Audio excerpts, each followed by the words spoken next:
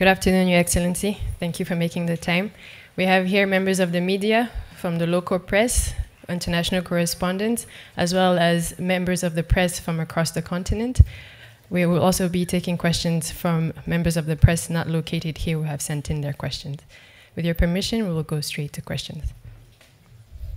I remind members of the press, when you're asking a question, please introduce yourself as well as your media house and keep it to one question. The first question will go to Kagame.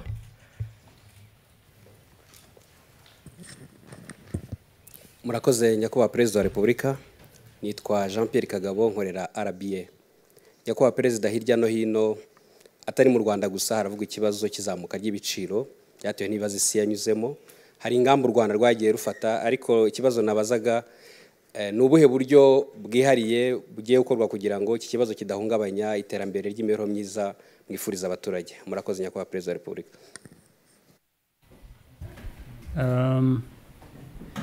Nkuko waramaze no kubivuga, ikibazo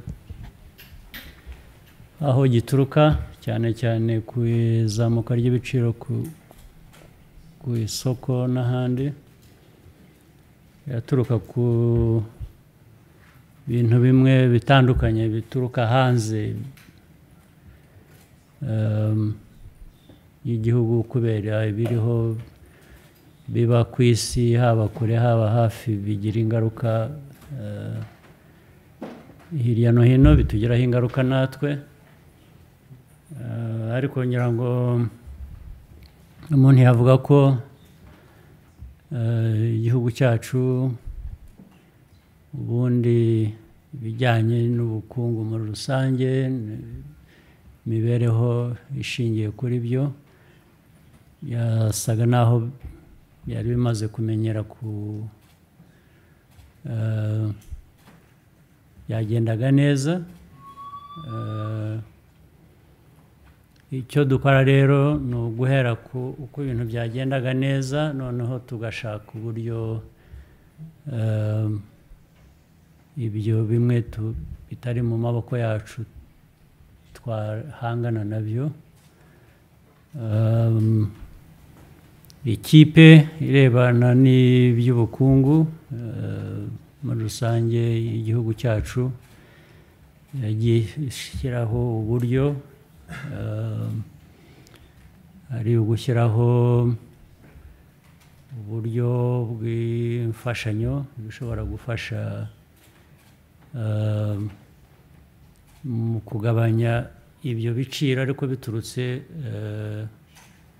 mu bundi buryo bwakozwe, tuvuge kugira ngo nk'ibiciro bya peteroli uko bimeze ubundi bitewe n'izamuka ry'ibiciro byakabaye bikomeza bizamuka bijya hejuru, ariko icyo gihe leta ifite uburyo yabyize neza, ishyiramo amafaranga kugira ngo cya kinyuranyo uko igiciro cyari kimeze n'uko cyazamutse bitewe n'ibyo bibazo twavugaga, gishobore kutabaho bitewe n'icyo leta yashyize muri sisitemu ubwayo. Urebye rero nka subsidies zigenda zikorwa ziba zigamije kugira ngo byunganire igihugu, byunganire abaturage kuri ibyo byo gutuma ibiciro bitakomeza kuzamuka.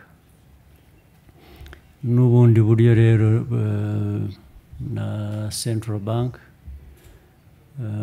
ubwayo, banki nkuru y'igihugu, nayo ifite uko ikora imibare yayo ku kiguzi cy'amafaranga, niba ariko nabyita, bifite nabyo uko byigwa bigakorwa kugira ngo ibiciro bidakomeza kuzamuka, ndetse bishobora no kongera kumanuka nanone bitwara igihe ntabwo bibaho uyu munsi umunsi umwe gusa uko byakozwe ndibwira rero ko ibintu biza gusubira mu buryo ariko bitwara igihe. Thank you, sir. Next question from Zimbabwe.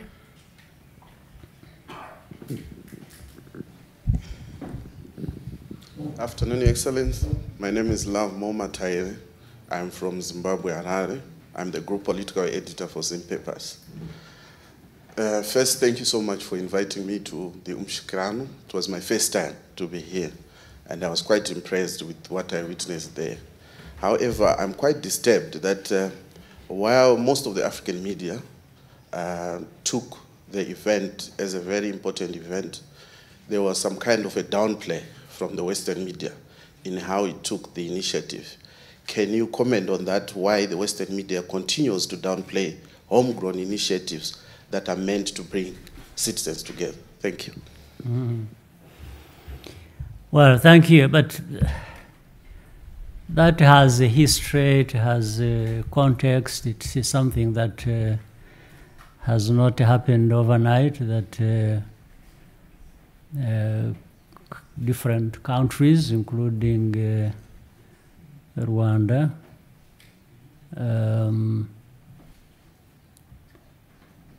get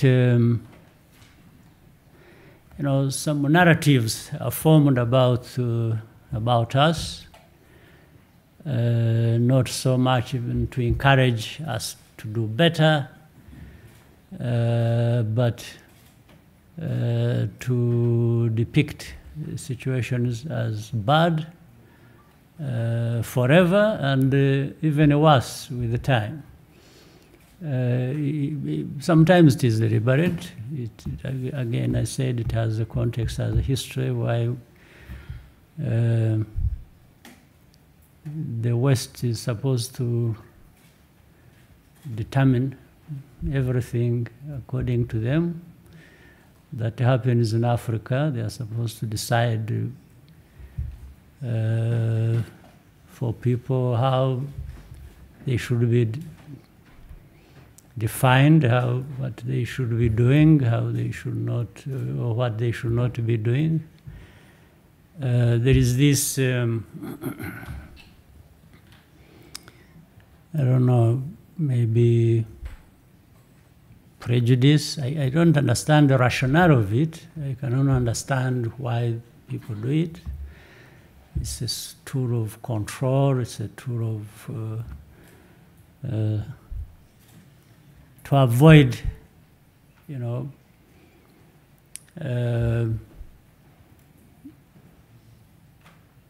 people encroaching on your status.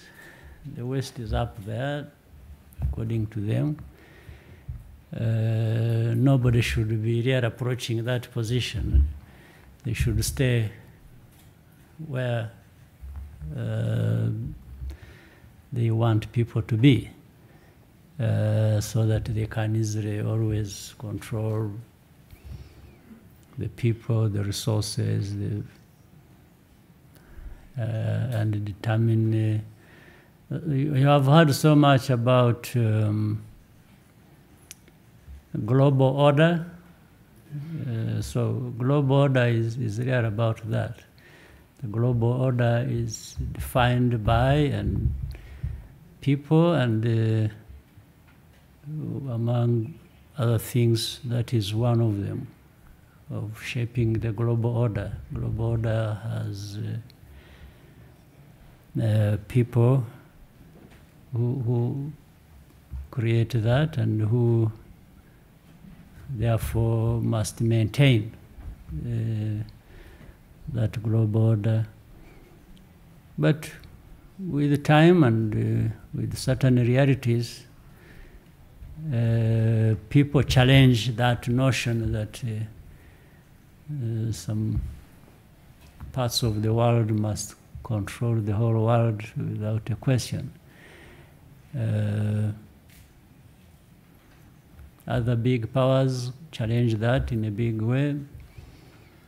Small ones also have their way of challenging that, especially departing from trying to define ourselves, not so much being defined by others.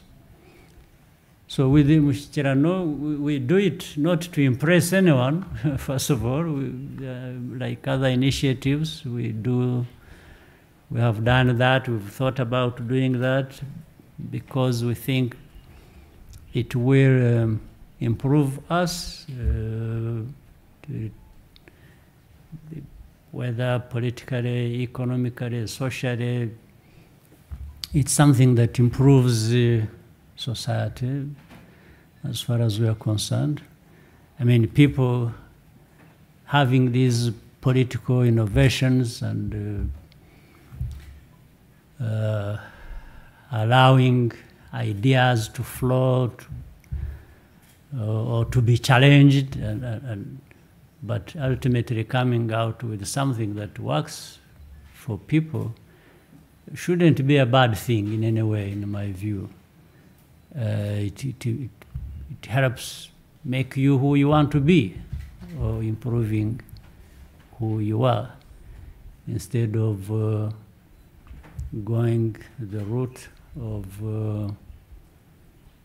following the dictates of other people. We would rather follow where your heart and mind should be taking you. This is something we've lived, we know it, we know what challenges are in even dealing with that. It constitutes a lot of challenges inevitably, but you stay the course. You stay the course and you do what you think is important, is good for you. And then you keep fighting these battles to put you off course. So that Mushyikirano you are talking about, and as you saw, the people there, the young, the old, from different walks of life, people with different backgrounds, I think really constitutes a very significant sample of representation of our society. And why not? Why don't we sit down and talk about what we need to do that can improve us? So that's what we do, irrespective of whoever doesn't like it or likes it. We can live with those even when they don't like it. Thank you, sir. Next question from Congo.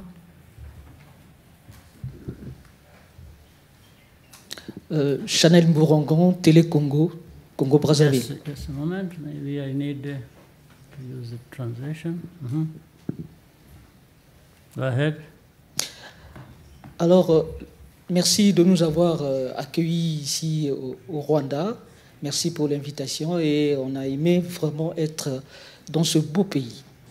Ma première question concerne la visite du président Macron en Afrique, qui a entamé une visite où il va séjourner à Brazzaville, Luanda et Kinshasa, sûrement avec le président Sassou, avec le président Tshisekedi, le président Lorenzo. Ils vont aborder la question sur la crise entre le Rwanda et la RDC. Alors, qu'en est-il du dialogue? Où en sommes-nous sur les pourparlers entre le Rwanda et la RDC? Ça, c'est ma première préoccupation. La deuxième, c'est sur la coopération entre le Congo et le Rwanda. Comment se porte cette coopération? Est-ce que vous envisagez d'aller un peu plus loin que ce que les commissions mixtes ont déjà arrêté comme accord? Merci.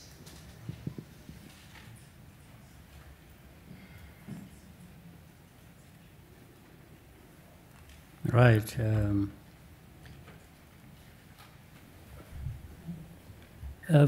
First of all, I think the President of France, President Macron, who will be in the region,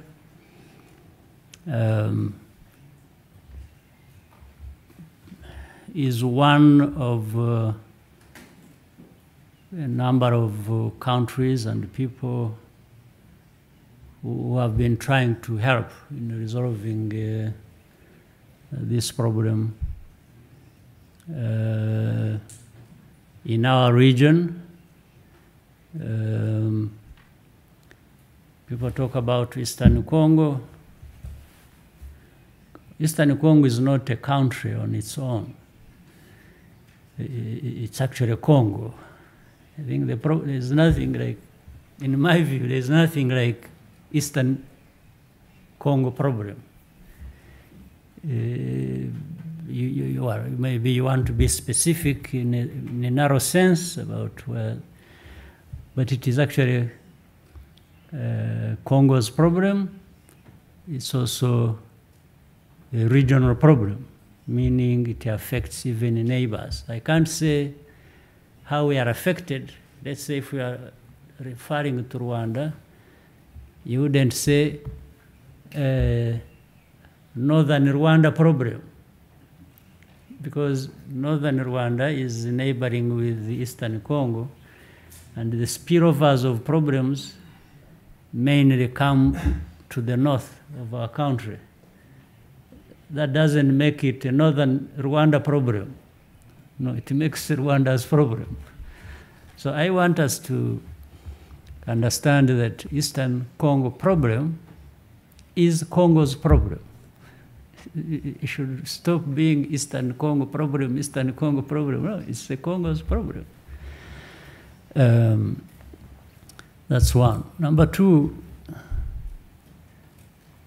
again, this problem has a very long history in terms of the cause of that. But it also has a long history of how it has been mismanaged from the beginning. That's why it is there for the last 20-something years. And if you look at the attention that has been paid to this so-called Eastern Congo problem, it's so much so that one would think we should have got a solution to this problem.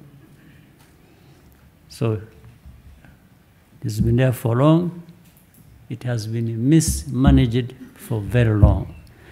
And I think it has a relationship also with the first thing I corrected, that it can't just keep being seen as Eastern Congo problem.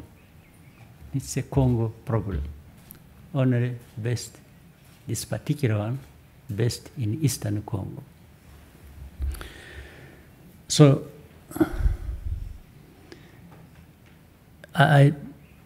your important question, I'm not sure. People have discussed this program in all kinds of settings. The AU summit, we discussed it. We discussed it in Kenya.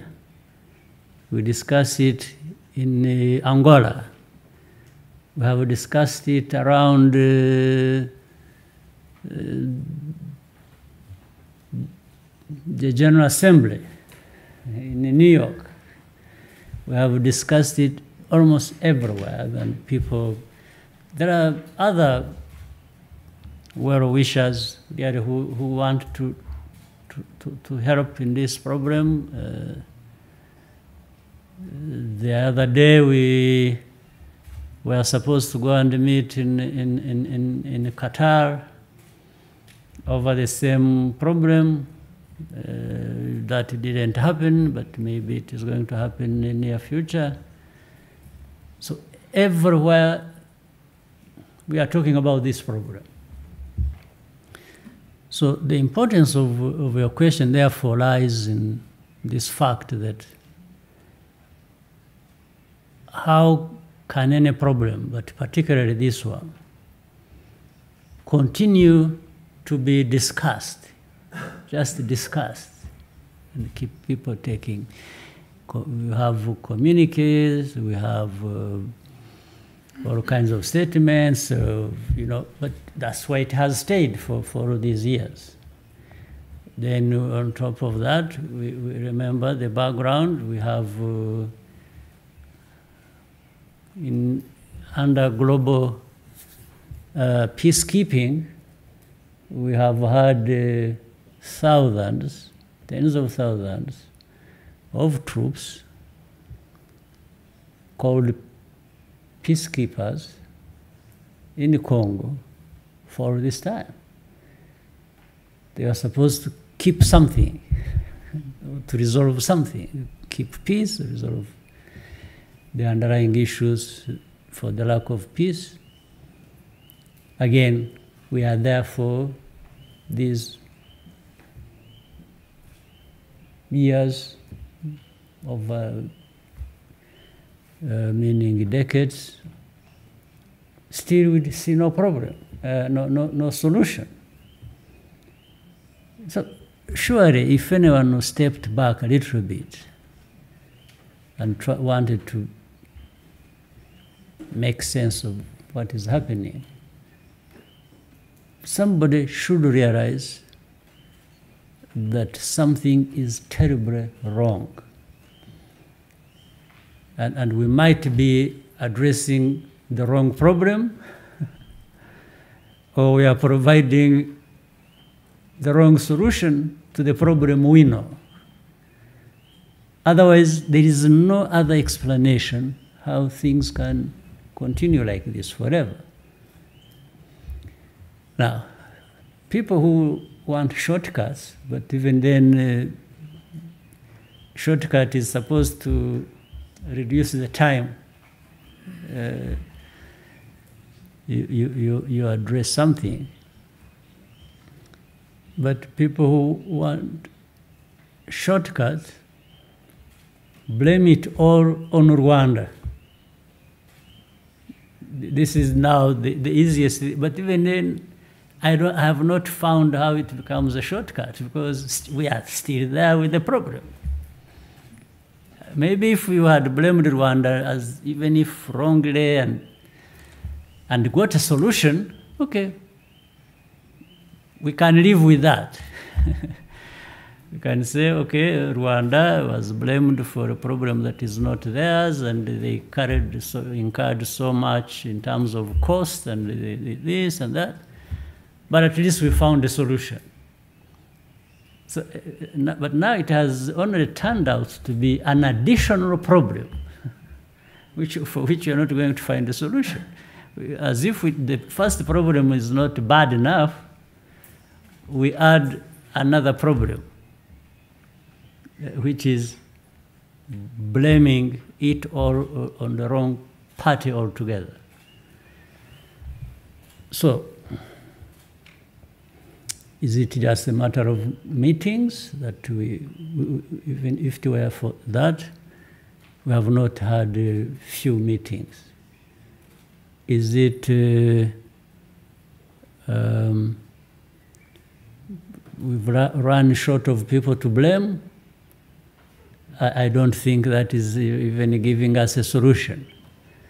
So I think people need to come back to our senses and see how, because I try to summarize what I think is the origin of why we keep going back and forth and not finding.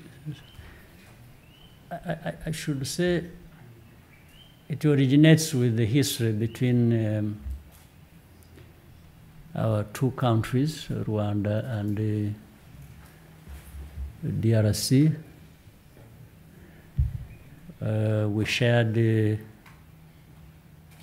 colonial history because we were all governed by Belgians at that time, DRC, Rwanda, and Burundi.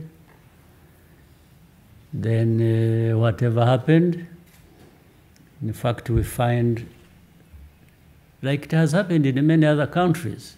I've been raising this question, if there is any country in Africa that does not have people on one side of the border similar or related to people on the other side of the border of the country that are neighboring each other.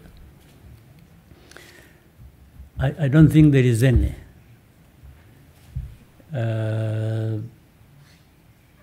So this famous, I mean, I'm sure here, by the time we are done with this press conference, the story will be M23 has become something like a scarecrow. It's supposed to dramatize the story or, you know, scare people that we have something terrible here, and that's what is. So I'm sure that's what is going to happen from here. M23 is the beginning and the end of the problem. But that's not true. The so-called M23 is a product of a lot of things, mismanaged, mishandled, starting even in those days. I talked of colonial times, how these people associated with Rwanda happened to be in Congo. If, to be honest, I probably wasn't around when it happened. That was way before I was born. So how can I be responsible for the problem? How can I be the cause of the problem?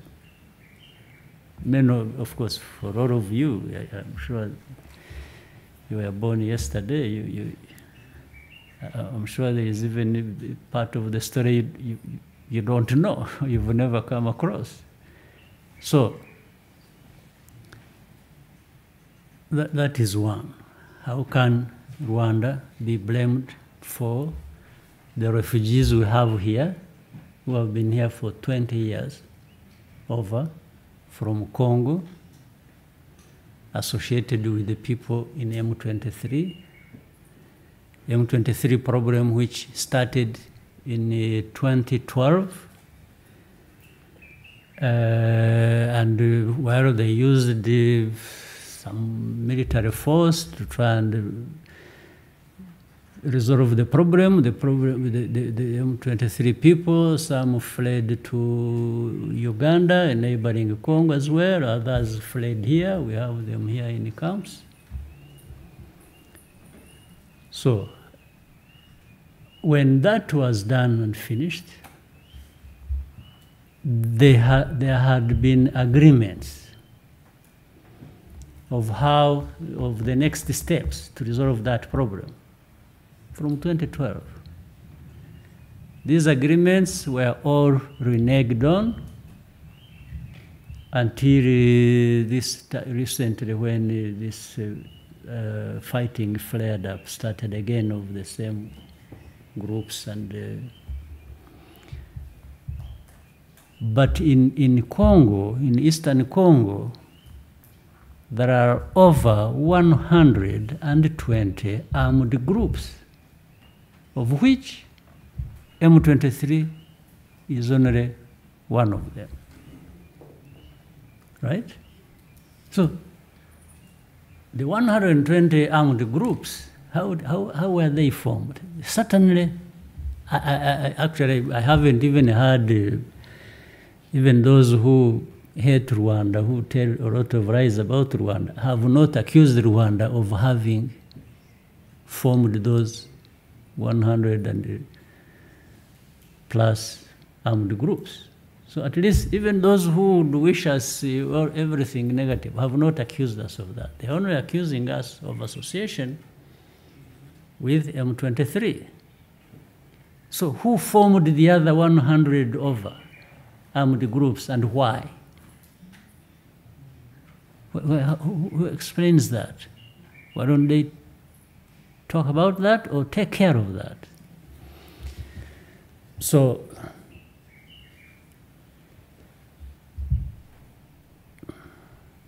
I would suggest to people that they simply need to look at what needs to be looked at. The root causes of what we are having to deal with. The root causes are clear. I've told you in that history. Even agreements were reached of how to resolve that from 2012. How could they not have been implemented, those agreements? It can't be because of Rwanda.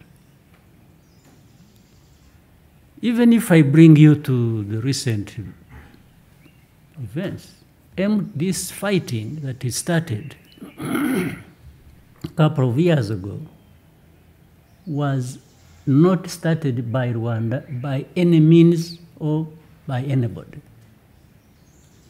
Try to look at, just follow the history of how this recent fighting started. It had no involvement of Rwanda at all. Only that maybe the ones who started it or who wanted it to be there designed it in such a way that they would then blame it on Rwanda. And it's simple how to do that. You just have to distort the history. Because they are saying, no, these are people from Rwanda. These are Rwandans, meaning the M23 and the people we have here as refugees who have been here for over 20 years are all called Rwandans. So they are from Rwanda.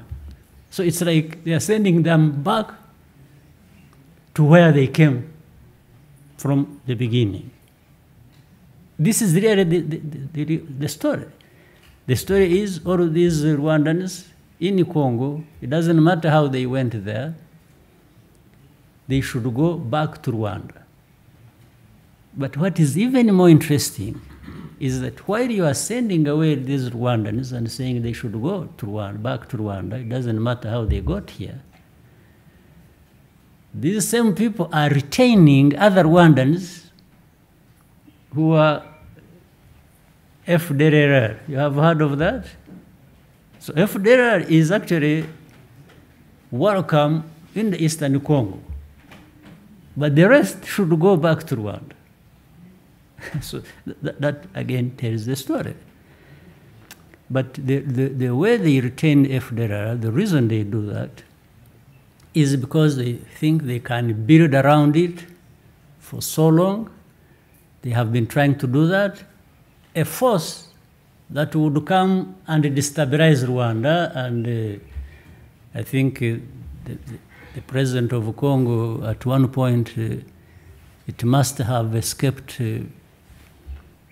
from his thoughts.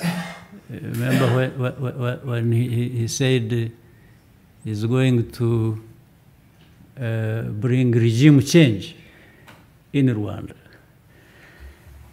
Of course, I didn't take that seriously. I thought it was a joke. He must have been joking, and he's allowed to make those jokes. It's okay. But it's also something that may be in the minds of some people, they wish for that. But that's a different subject. So, what is simple? Why don't we even look at those old agreements? There are many, by the way, whether they were reached by the former government under President Kabila and others that were reached by the current administration about how to resolve this matter with these same people they are having a problem with. Even if we just started with that alone. And that could be helpful. So the root cause, if there are people here. First of all, if there are people they think are not Rwanda, are not Congolese, they are pretending, okay, those we can identify and put them aside. But how about those they would identify as actual Congolese? What is the reason for not accepting them as they should accept other Congolese? So the whole story now turns into, oh, this is an invasion from Rwanda, they want a piece of Congo. No, but before you come to that, maybe you need to answer these questions I was raising. Of course, we are very conscious of the fact that Rwanda geographically is really small. That's a fact. How it came to that, I'm not even going to talk about it. That Rwanda was dismembered and cut to pieces and left people. I'm not talking about that. I don't need to talk about that. It's not in my mind. But we are where we are. We've been where we are for so long. It's not today that we are thinking of encroaching on somebody else's territory to increase our size and so on. I mean, unless somebody really is just insulting us and thinks we are that foolish in this day and age to be investing in things that are so costly to us that we would be looking for that. I don't think so. This is just diversionary. What is clear is, let's go to the real problem. Let's go to why is this fighting? How did it start? Who started it? Why? Who are these people who are fighting? What do they want? Whether it is M23 or the other groups I told you that are up to or over 120 groups, armed groups. So the mismanagement, the bad governance, cannot just be explained away. You need, and also the rights of people. The rights of people need to be given to them. Always, whether it is Eastern Congo or here or anywhere, the moment you think or you have a policy of denying people their rights and persecuting them, you know that when people have nothing to lose, they will fight you. You can blame the ones who you imagine is helping them, you can do whatever you want, but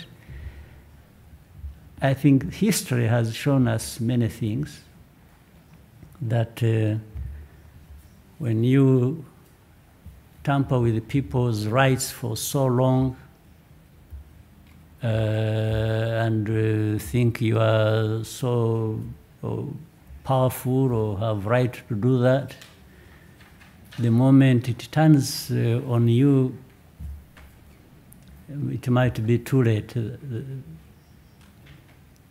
for you. And then the other stories, you can see they are really looking for all kinds of excuses to run away from the real problem or root causes of that problem. Then the next time it is about minerals. Oh, Rwanda is poor, it has no minerals. They are invading our country, they are fighting, supporting M23. They want to steal our minerals. Well, those minerals have been there for so long. I only wonder why they don't even benefit the Congolese, actually. Why? How about the Congolese who are not in Eastern Congo but are so far away from there? Do they really benefit from these minerals? So now you have somebody to accuse for invading your country looking for minerals.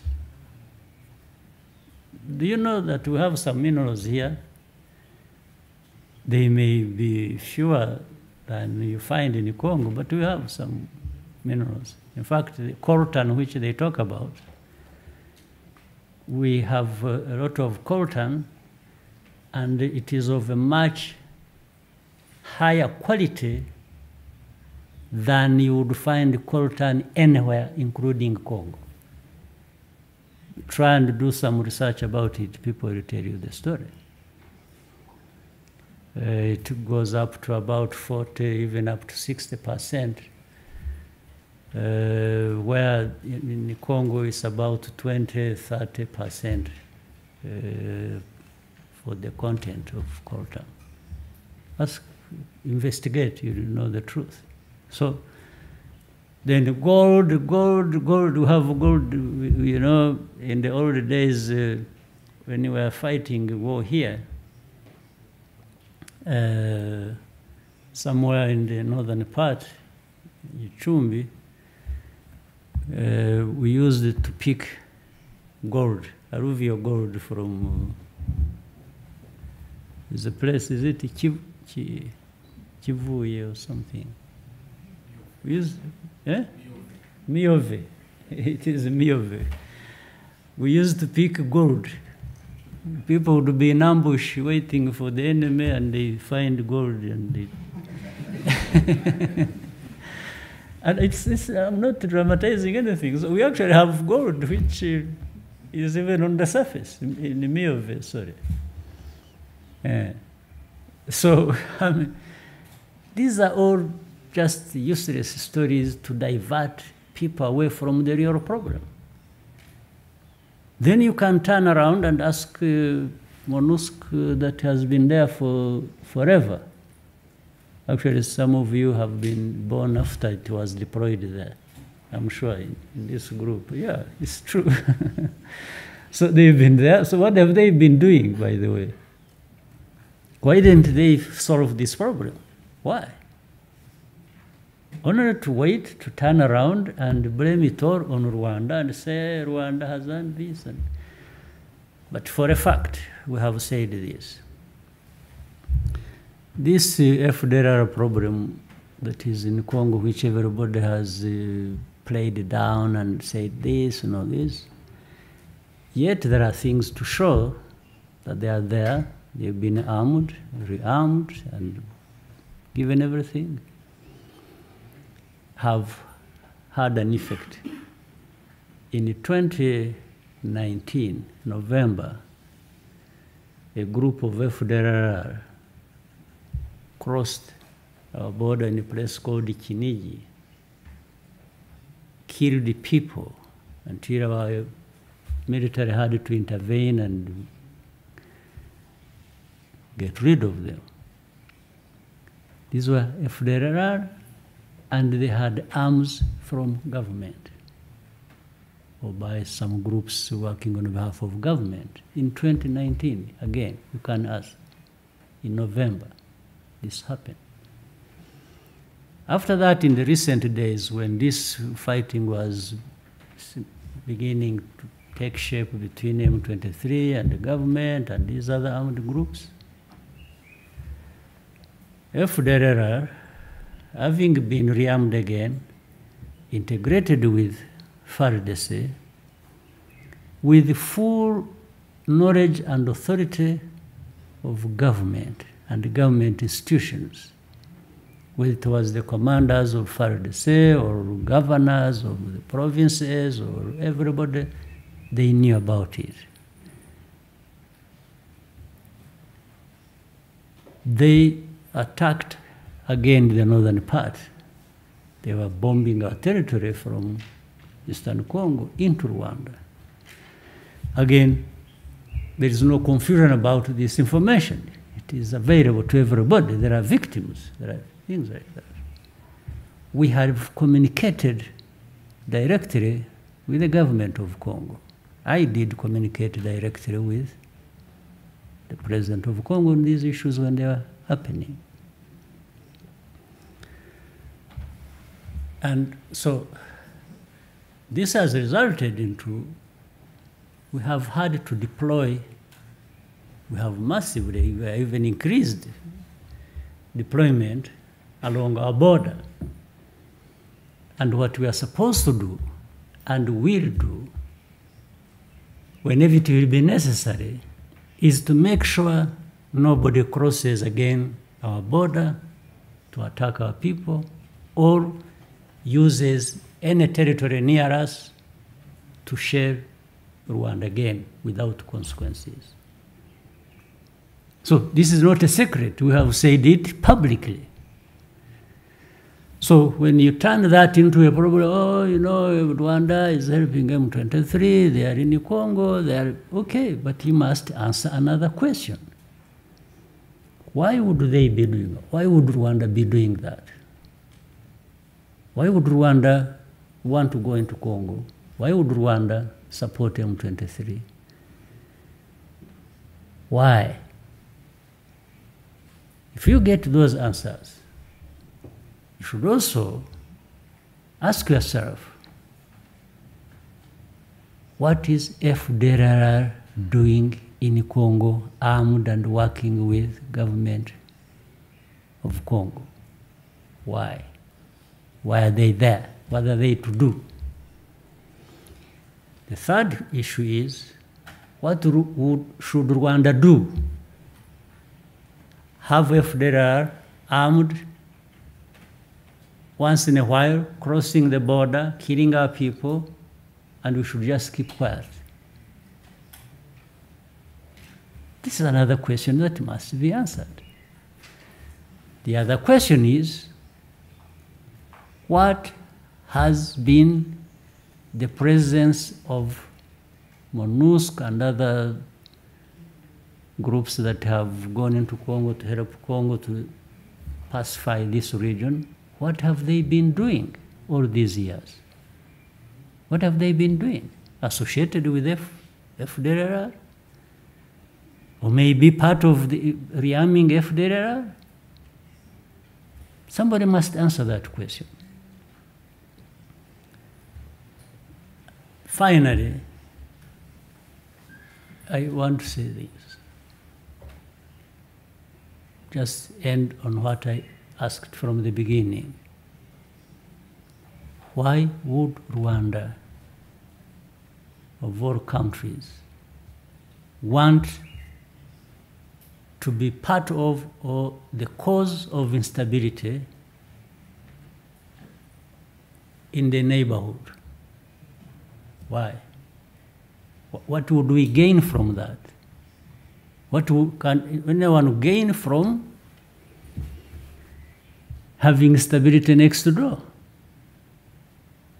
If anything, everybody should know we are the people most interested in peace in this region. Because we have lacked peace for so long, we know what it means.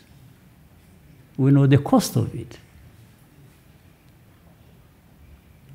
And why would we be building our country the way you can see with your own eyes, and then have instability to come and destroy it?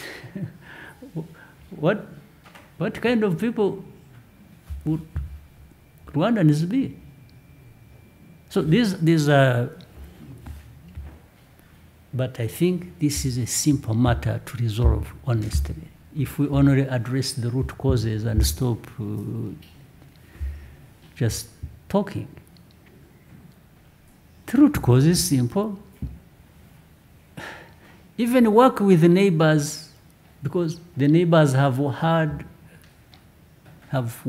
to help or to work with Congo to resolve these matters that affect them, but also that affect us. But Congo has been hesitant. They don't want this matter resolved. Otherwise, if they had wanted that to be resolved, then they would have welcomed the people who want to work with them to resolve this matter. They only welcome those who are not actually helping them to resolve the matter. They welcome MONUSCO, but yes, MONUSCO does not help to resolve the matter. So the ones who would have helped, because they also have vested interests, meaning neighbors, they are not welcome to do that. They only turned into enemies. And then there is a lot of politics being played. They always say, oh, the country has been invaded. Invaded Congo. People invade Congo for what? To do what? But Congo is harboring, is home to groups that are armed, that even some of them being armed by Congo to destabilize neighbors. And the case, our own case, is a good example. And then the rest, the media, the human rights, the humanitarian, the UN groups, the different countries, they're just making a noise, oh, M23, M23, for a problem that has those dimensions I've been explaining to you. People are just making a joke of everything, and of lives of people, millions of lives of people. So why are these refugees we are having in Rwanda there for over 20 years? Why don't they find a home? The first threat against their lives is their own government, is their own neighbors or people who they are supposed to be living side by side. So I've taken long because to explain your point, I thought to. Because people treat this matter as something they just want, they hope one day they can wish away, or they can use it to wish away other facts and factors around this problem. No, you cannot solve a problem by just wanting to wish it away. That's what has happened, and that's why we are with it for over 2 decades. It's as simple as that. So can we, people, human beings, whether the actors really in the field or those who want to help, and then all of you, the media, can you even find a way you can be helpful also? Instead of just singing some nonsense. All right? I hope, sorry for giving you more than you asked for, but... Thank you, sir. There's a second question, sir, that he would like you to answer about the relationship between the Republic of Congo and Rwanda. Sorry? The second question here asked about the bilateral relationship between the Republic of Congo and Rwanda. It has been affected by this. Inevitably, it can't be good when we are having this... Sorry, the Republic of... Huh? The Republic of Congo. Which Congo? A relationship. Why does the relationship come into this? Anyway, we have a very good relationship with with the Congo. When you talked about Congo, I thought it is the usual thing that... but for the Congo, the Republic of Congo, we have a very good relationship. There are no issues. We've been having bilateral agreements, we have MOUs, some of things, the memorandums of understanding, some of the things are being implemented already. Everything is good. Thank you, sir. Next question from Karere. So actually I was answering about Eastern Congo when they asked me about... No, sir, he asked about Eastern Congo and then... He did ask about that? Yes, he's from Republic of Congo. Okay. Thank you, Excellency. My name is Edmund Kajiri. I work for Kigali Today. I'm sorry for taking you back to the usual thing.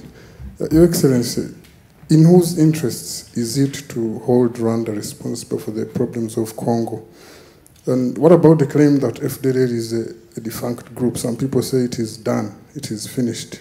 It is used as an excuse for Rwanda's interest in DRC. And why are those supporting FDLR not held accountable by the international community? Thank you. Well, those who are saying that FDLR is just an excuse, and I think the burden of proof is on them, not me. For me, I have proved, I have said they are there. And I have given example of how they have attacked Chiniji. You know that story. So I'm not creating it, you know it. I'm talking about, and there are names known of commanders, of people who actually were here and committed genocide. A number of them. The names are known by the UN. We have given these names. The commanders are in the field. So, for me, I have given what I know. those who are saying that's not true, it's up to them to now give the proof. For me, I have given the proof of what I'm saying. Those should give their own proof of what they are saying. I cannot be put to task to give proof of what they are saying. That is not true. So it doesn't make sense. Why? Again, they would be, for failure to resolve their problems, the excuse is somebody else. It's common. You can blame somebody else for your problems when you are even the cause or should be addressing them yourself. Then you want to attribute the cause of the problem to somebody else. You are running away from your own problems. I can't, again, be responsible for that. They are human beings. We are in different ways. Some of them are like that. And then who? I mean, you see it. It's always in the papers. People. And why FDR would be preserved? And because, for example, they say they blame Rwanda for helping M23, according to them. If anyone wanted to be fair, having associated me with M23, it doesn't matter whether how wrong you are or how right you are. Keeping quiet about those who are helping FDR and arming them and causing the damage and even killing. By the way, we are, in these last weeks and months, this fighting has been going there. You are aware, almost every day we are having refugees crossing the border, running away from Congo because they are being persecuted, they are being uprooted from their homes. We have them, adding to the 70,000 plus others who have had here for over 20 years. So the facts are there to see, to explain what we are debating, but somebody decides not to see that. So, if there are some people pretend, like you said, either it is not there, or if it is there, let's. I think some people are interested in perpetuating that problem. It has a long history, again, as I said. Some people have a problem, one, accepting their own responsibility in this tragic history Rwanda has gone through, or the region has gone through. So the victims are the perpetrators. It's a simple way of running away from the problem. The victims, you blame the victims. Then the perpetrators will be free.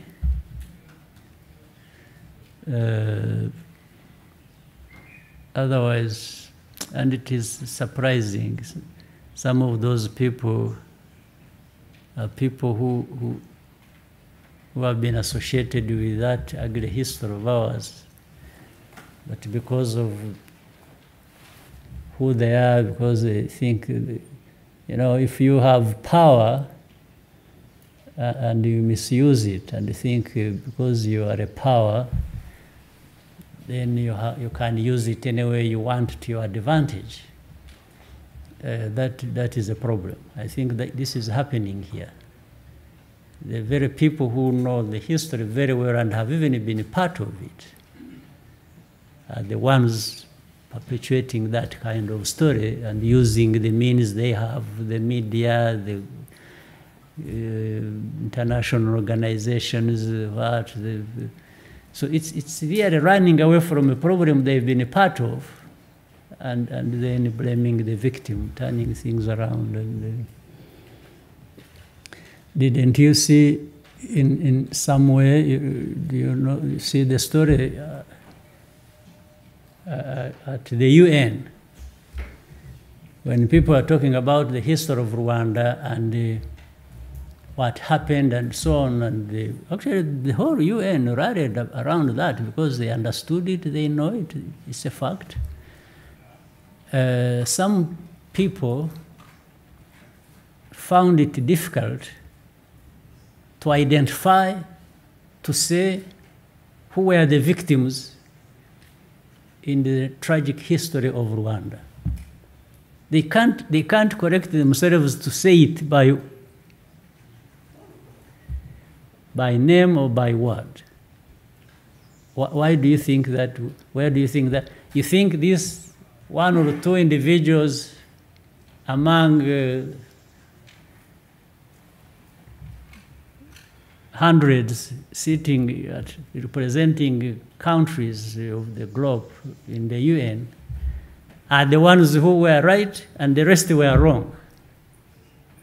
I mean, it explains itself. If somebody can't just, and somebody has been so closely associated with this problem, but can't find the courage to even say, no, sure, this. And he said, no, these are not the ones who were targeted. Everybody was targeted. That's true. Everybody was targeted, in one form or another, but we are talking about a specific thing. And if you have a problem with that, then it tells the story of what you are to many problems in this world. Thank you, sir. We'll take one question from Malcolm Webb in Nairobi, working for Al Jazeera. Before we go on break and come back for more questions. You should do, before we go, you should ask this lady. Allez-y, madame. Yes. Okay. So the one you had given, and then in addition, so I already have two instead of one. Go ahead, go ahead. Bonsoir à tout le monde. Je m'appelle Monique Naoussi. Je viens du Cameroun. Je suis journaliste à la chaîne de télévision Canal 2 International. Excellence, je voudrais avant tout rendre hommage au leadership que vous incarnez et qui rend fier le peuple africain. Ma question sera en droite ligne avec l'actualité brûlante dans mon pays. Il y a quelques jours, une commission mémorielle a été mise sur pied pour éclairer le rôle qu'a joué la France dans les assassinats des nationalistes camerounais et la guerre pré-indépendance. Le débat qui a cours en ce moment dans mon pays porte sur le choix qu'a fait le président français sur celui qui doit conduire les travaux. Excellence, j'aimerais que vous partagiez avec les 30 millions de Camerounais votre expérience sur le même sujet. Je parle davantage de la période post-génocide. Le process de la commission mémorielle. Comment vous avez procédé? Quel est le profil des acteurs qui ont été déployés pour éclairer l'histoire, davantage le rôle de la France dans cette histoire innommable, inqualifiable qu'a connu votre cher pays, et l'état actuel des relations entre le Rwanda et la France? Ça, c'est la première question. La deuxième question porte sur le leadership des présidents africains pour tirer leur peuple du sous-développement. Quel doit être, selon vous, leur mindset? Je vous ai écouté lors du dialogue national au Moshikirano. Vous demandiez de travailler davantage pour être davantage traités comme des humains. Quel devrait être le profil, le comportement, le mindset des dirigeants africains pour que l'Afrique ne soit plus où elle est et que les dirigeants africains puissent discuter d'égal à égal en toute respectabilité avec les autres leaders du monde? Je vous remercie.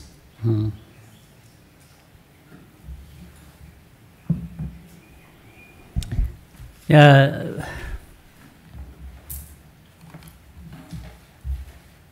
First of all,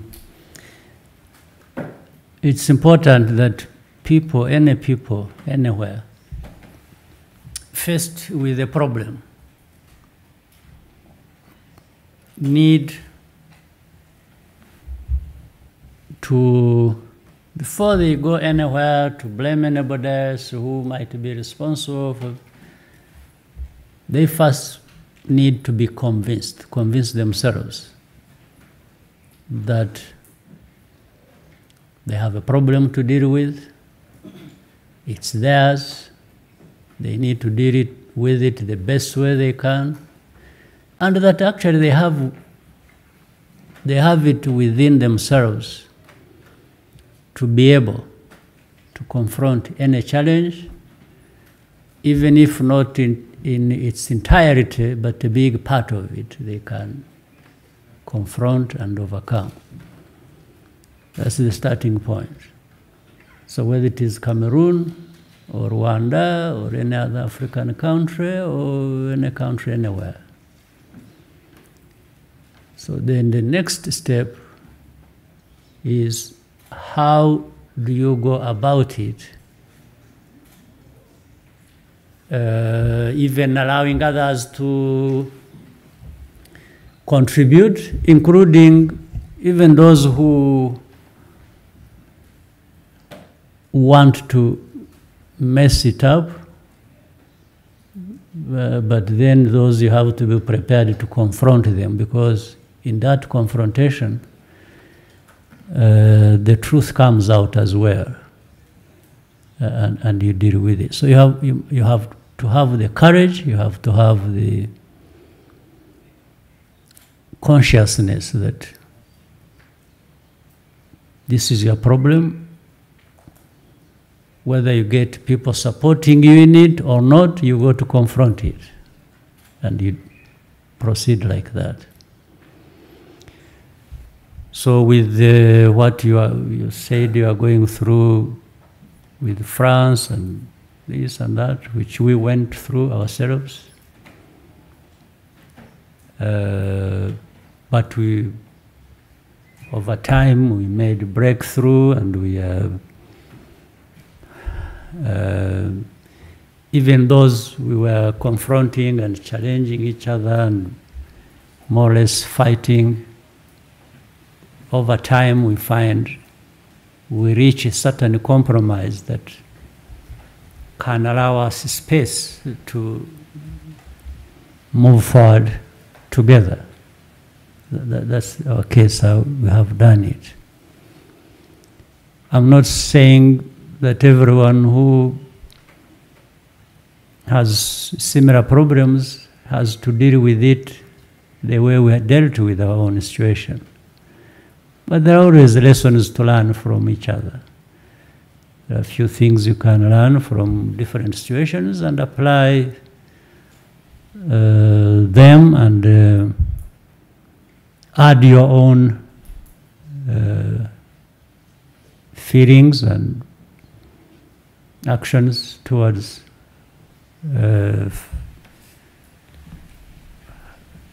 moving forward.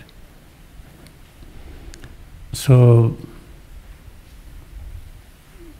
for the 30 million Cameroonians, there has to be a way of soul searching from within, confront realities as they are. Don't shy away from that. Some of it is costly. Even when you are right, when you stand up and speak at the top of your voice and you are really saying the right things, sometimes it comes with a cost.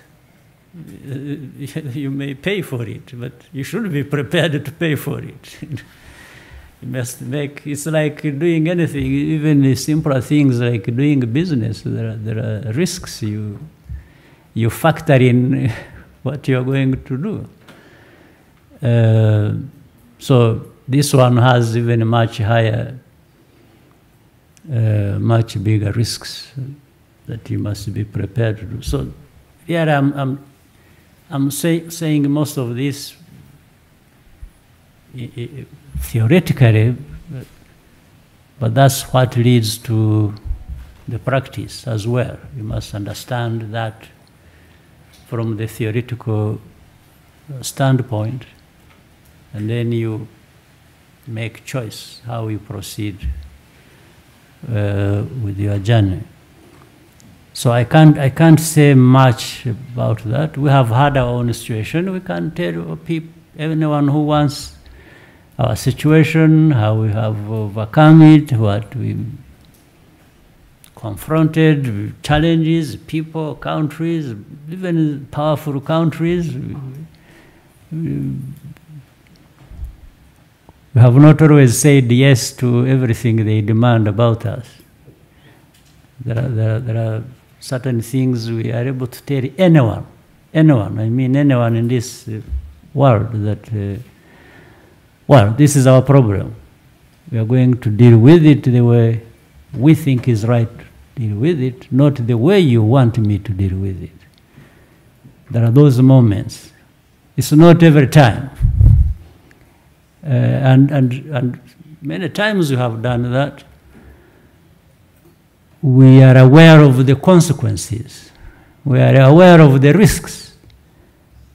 But because of our belief in what is right that we must do for ourselves, we are able to confront what comes with the likely consequences or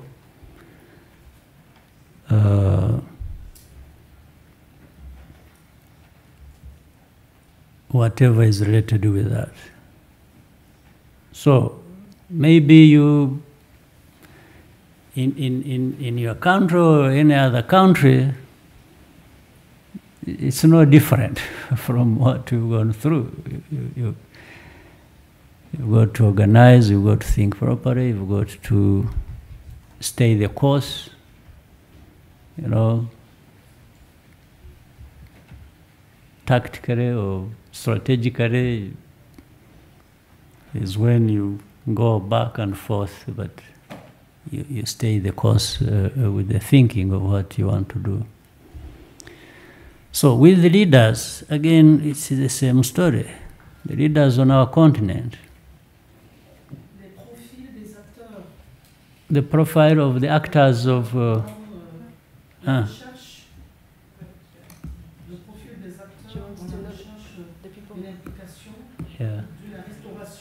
Yeah, explain. Sure, I think I understood the explain to me properly.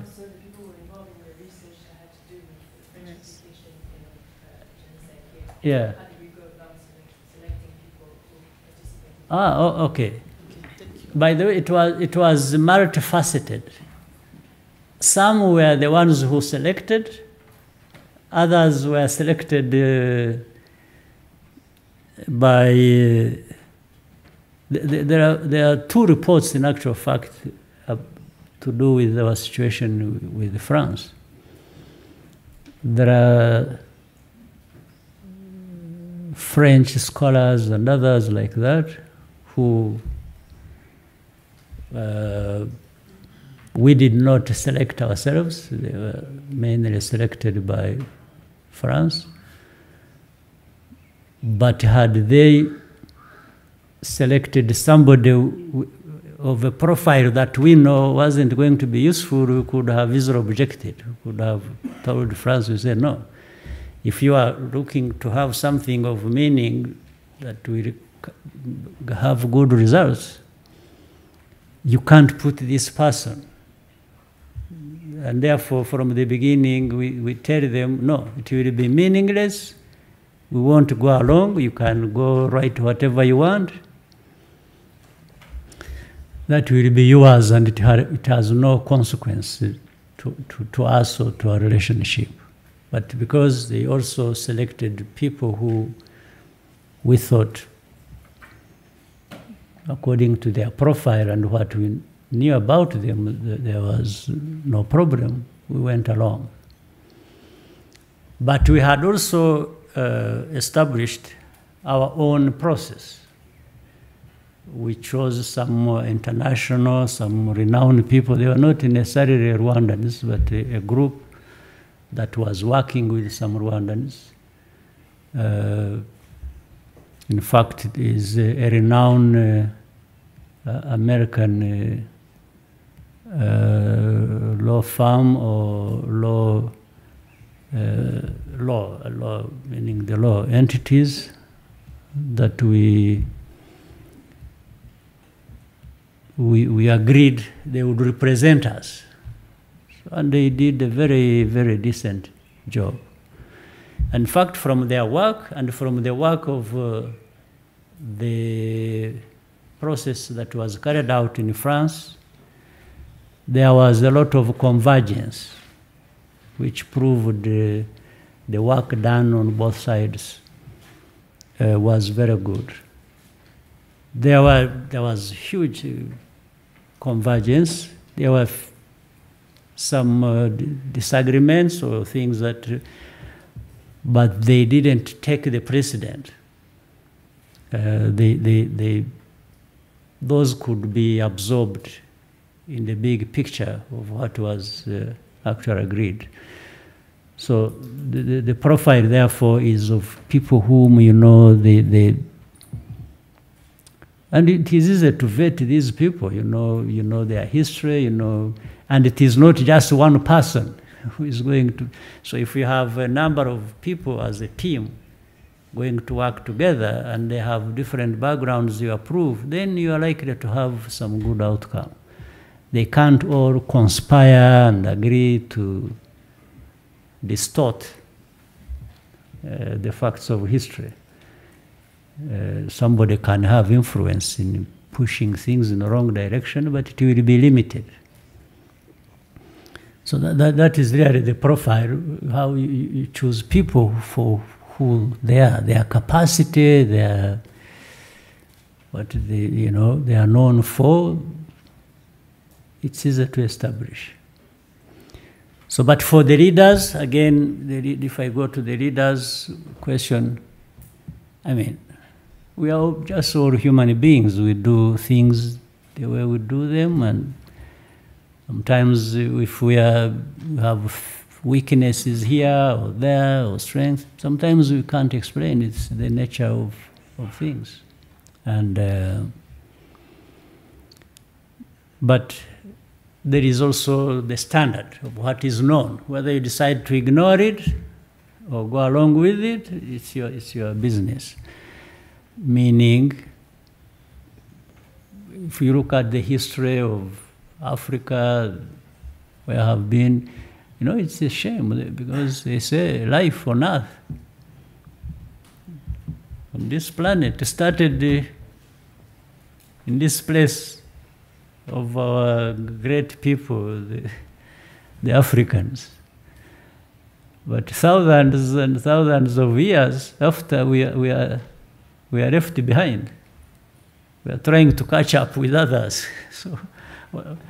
So we therefore must try to understand, even now, currently, the state of affairs. Why is Africa perpetually poor? Why? And yet we have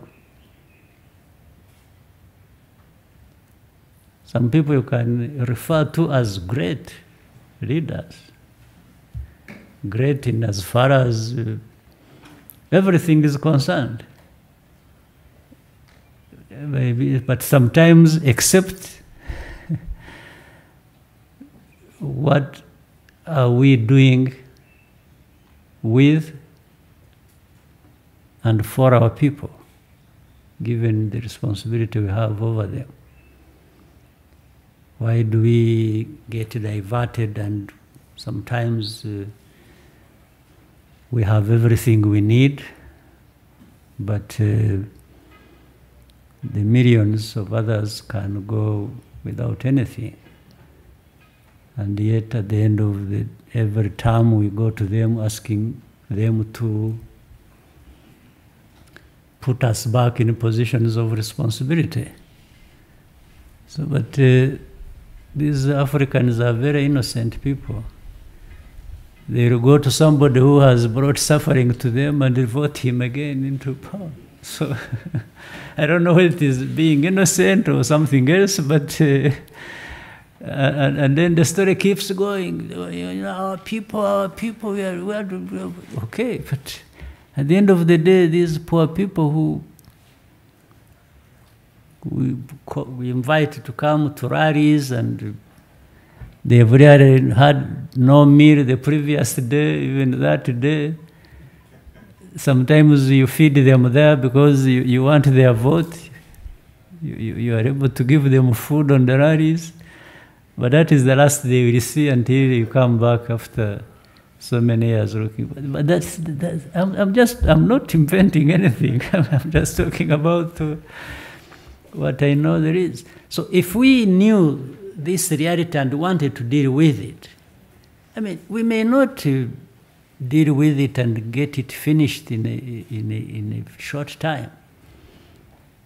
But why not be on the journey to dealing with that?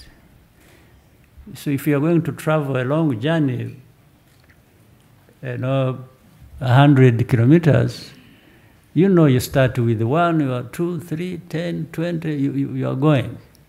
You don't just jump from the start to finish. So, but at least you must be seen on the journey that you are going somewhere. You can't keep starting and staying with the starting. You can't. Somebody must see you going to the destination. So that's a problem we have on our continent, unfortunately, referring to the question you asked. And I have nobody else to blame except ourselves, the leaders. You can't really blame anybody else. It's we that must be blamed. As I sit here, you blame me as much as you want. I'll take it calmly and go knowing that, yes, maybe what people are saying is right. So, but there is no other way to go about it. Mm-hmm. Thank you, sir. We'll take one more question before we go on a 15-minute break. The one you had asked, you had already pointed at somebody. Yeah, no, it's not here in the room. He sent a question in from Nairobi. It'll appear on the screen. Okay. The question is from Malcolm Webb of Al Jazeera. He's asking, protesters in DR Congo are demonstrating this week against the visit of French President Emmanuel Macron, who they blame for supporting Rwanda and thus enabling Rwandan meddling in Congo through M23. What is your response to the protesters? And does Macron's visit to DR Congo threaten Rwanda's interest or your special relationship with President Macron?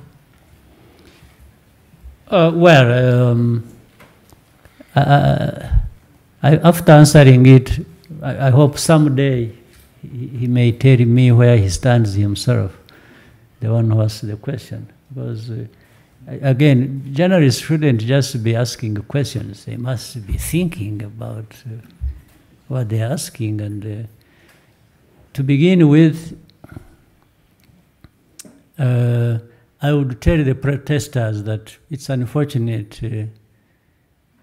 they may not be fully understanding what they are protesting about. They shouldn't be protesting about the visit, because the visit is not the problem, it's not the cause of the problem. So why would you?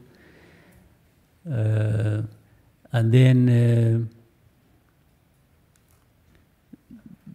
meddling Rwanda meddling in the Congo is not the problem either. So if you demonstrate about Rwanda meddling in Congo's affairs, you are still meddling, you are still protesting against a wrong problem. If you are protesting against the M23, you are really not,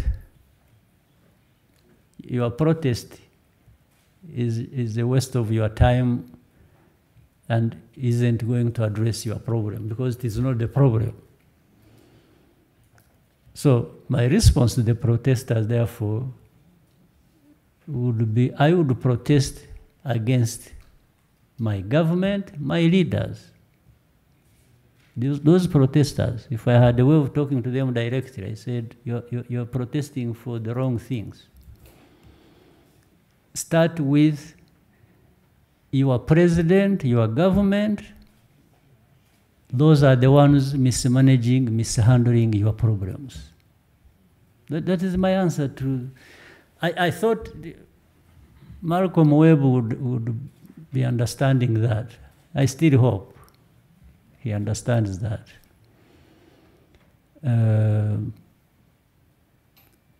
On the Macron's visit to DR Congo, I know I see no threat or any problem at all. I think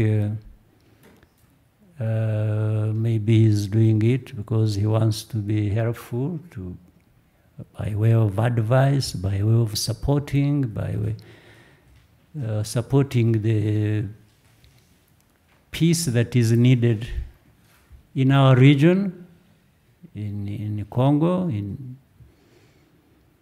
I'm sure France or President Macron has something to offer in that regard. So if he is doing that, why would I feel any discomfort at all?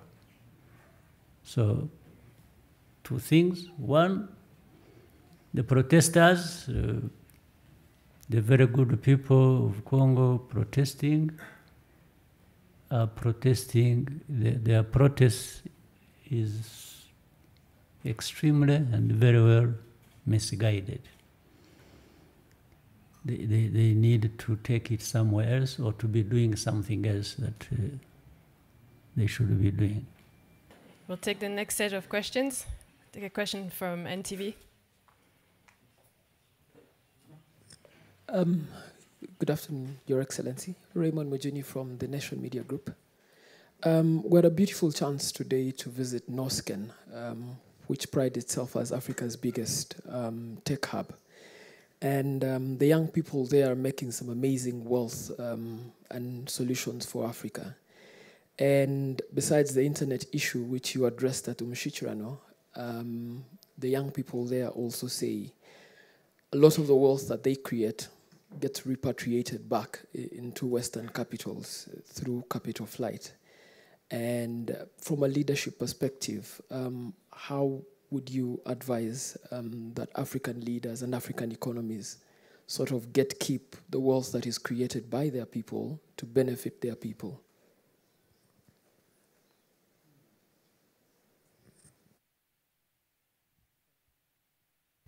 How do they say it happens? What is, because the wealth they create in Rwanda, in Africa, indeed should be, I agree with the assertion that should, it's actually not just meant for one destination. It can be repatriated, can go out of the country, or it should stay here. I mean, that is how the freedom of these innovations and commerce and business, entrepreneurs and entrepreneurship, that's how they should work. It's free. But then, of course, what makes it strange is that it takes only one destination to go out. It means there's something lacking in our countries for retention. And that speaks to our private sector and the development of that and the whole ecosystem that shouldn't really be absorbing that and thriving on that, and so that the innovators also thrive based on the conditions in our own countries. That's very true. Therefore, the task for us as leaders, and like we said earlier, our minds should also be here, should allow developments here to accommodate all such inputs, so that we see that the continent, otherwise it will end up being like the old story. There is so much we produce here, but everything just ends up outside, to the point that it's simple things like coffee. We produce coffee, maybe even add value to some extent, those who have tried, and then it goes, more value is added outside, and then it comes back, we drink that coffee. So why shouldn't we be processing everything here? And then we are consumers of coffee, but we don't stop anybody exporting it to those who need it elsewhere. Using that simple example, really it speaks volumes in terms of how we don't grow out of this mentality, and we keep talking so much about what we can do, develop, produce here, but we always end up doing it halfway, and it goes so far away, benefits more other people, and comes back for us to end up paying more for what we actually, what is originating from us.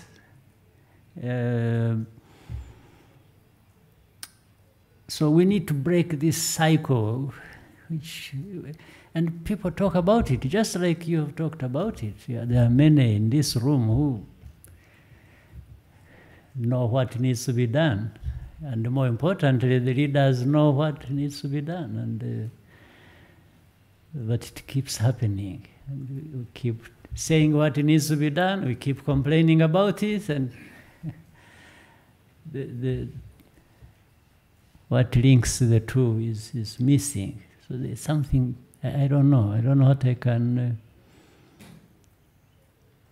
say about it other than joining you and complaining about this happening on our watch. But of course, since Noshken is here, and that means we are part of that mess. But we have one opportunity to have these young people, young innovators, and producing these good ideas and doing something. At least Rwanda, we must play our part, making sure. I'm not going to get involved in stopping things going elsewhere. But why should they all go elsewhere just because I have failed to have even 1% of that? It speaks to my weakness, and we need to address that absolutely. But it's a much wider issue within our system. It's a structural problem that we need to address, and maybe it's a good reminder that we need to address that. Next question from Berna.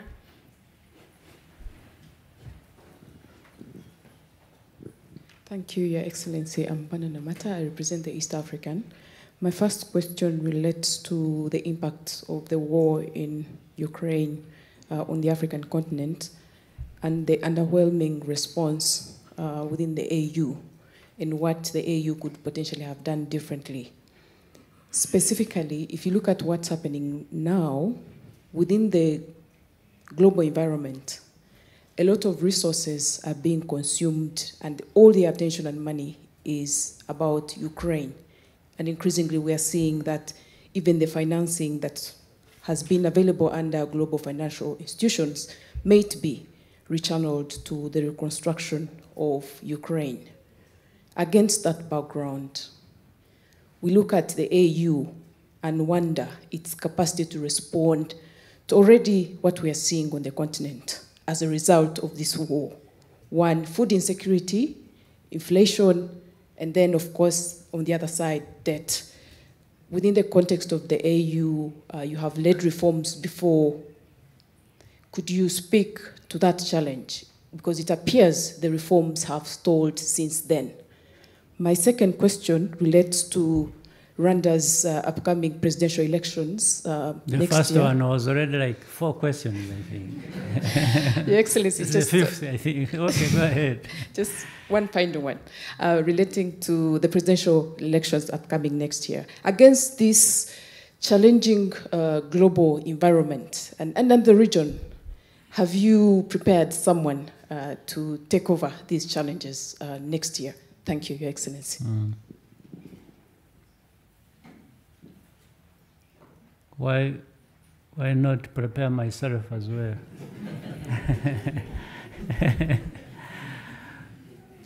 I think someone who needs to prepare himself or herself, and then if they need my support, I give it to them.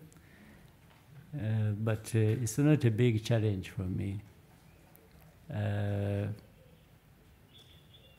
With time,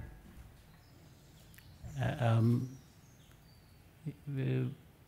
increasingly prepared to go home and have some rest.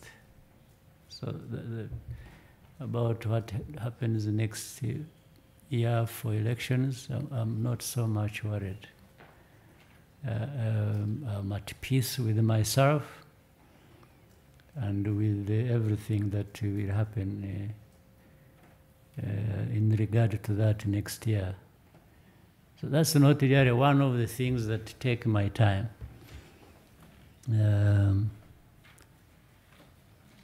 Right now I'm concerned and keep paying attention to what happens in Congo. Even before I think about Ukraine, I'm starting here, around in the neighborhood.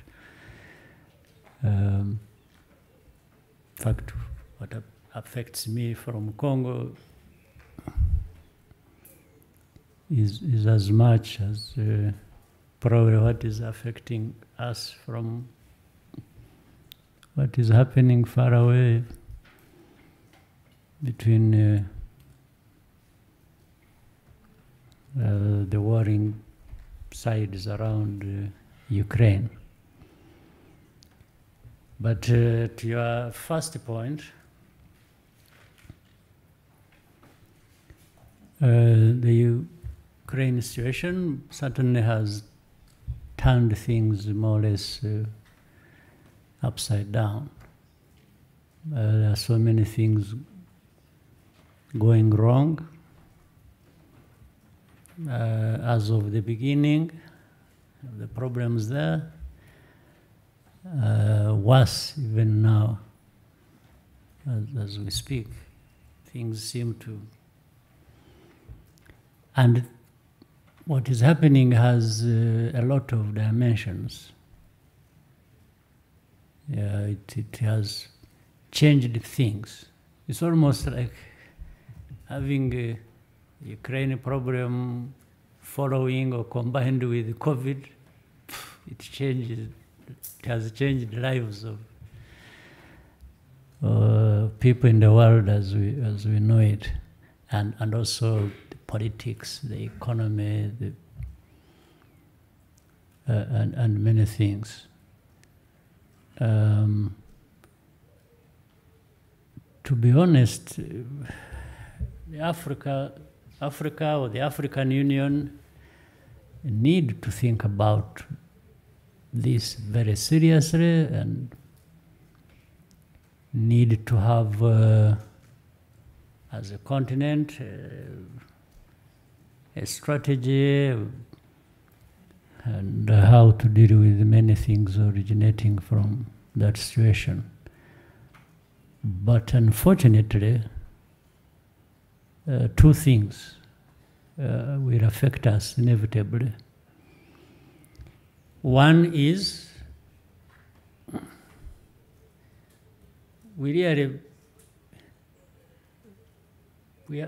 Africa is marginalized. It has no say at all, if I may say, as to what happens in that part of the world. It's the big players who are, it's Russia, it's Europe, it's Ukraine itself, it's the US, it's China. Whatever they are doing, some of which we understand, other things we don't understand. Africa is just there. I don't know how we can reform that. It's very difficult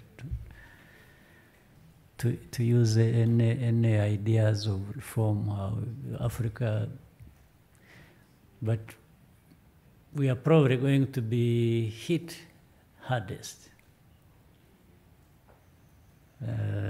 Or already, well, it's hard enough, it's difficult. The countries are beginning to experience hardships originating from the effects of that situation. Directly and indirectly through other factors like you have just mentioned, when the partners we've been dealing with before this crisis,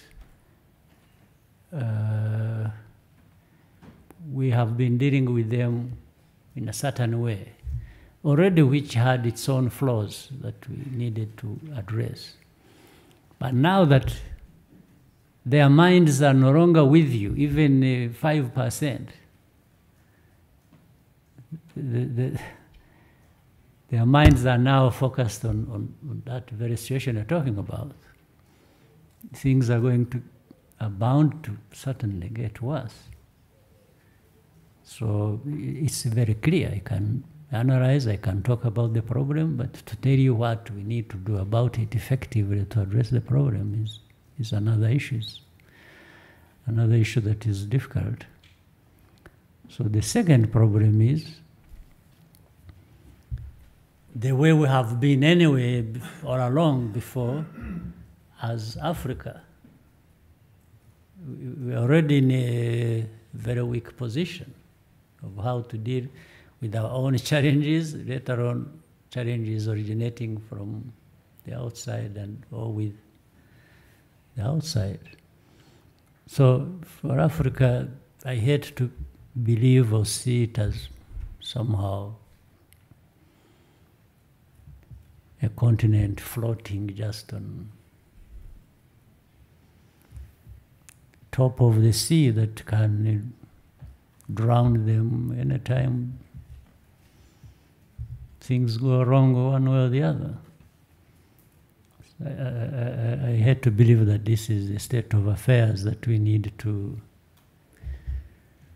be thinking about or preparing for, except the preparing is really not there.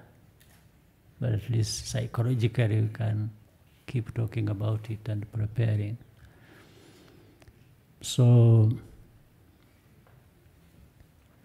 as one of the leaders on our continent and the one you said was responsible for reforms, I'm not sure my skills are up to the task to reform the continent facing that challenge, or at least in such a short time. That might be the task of somebody who comes next year. We started by saying, what am I doing about it? So maybe I'd have to support somebody who can do better than me on this in terms of reforming Africa and confronting these challenges. Thank you, sir. Next question from Albert.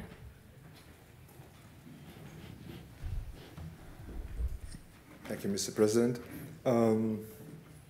Almost on the same topic on Africa. In all your few meetings recently, one thing has come up and that hasn't been really picked up by the press is, or at its right value, the fact that we have mercenaries in Congo. That's a thing, and yet AU is clear on that. But now, as Rwanda, the country with the size that we know, everybody knows the limited means that a country like that has. How do you go into Central Africa Republic, give a hand there, and you go to Mozambique? Maybe if you can share that part. What is the interest? What is and yeah. Sure. I actually could have been in Congo doing this or similar things if the Congolese had wanted. What you're doing in Central Africa? Absolutely, absolutely. Because even more interest in that because it affects me directly. But we even tried. But the Congolese didn't want. So this is what, again, makes some of the statements or assertions by some people hard to understand. It's as if they see Rwanda as a source of or being a problem to the Congo. Far from that. We have sought to work with the Congo for a long time so that we eliminate these problems. They just refused. So,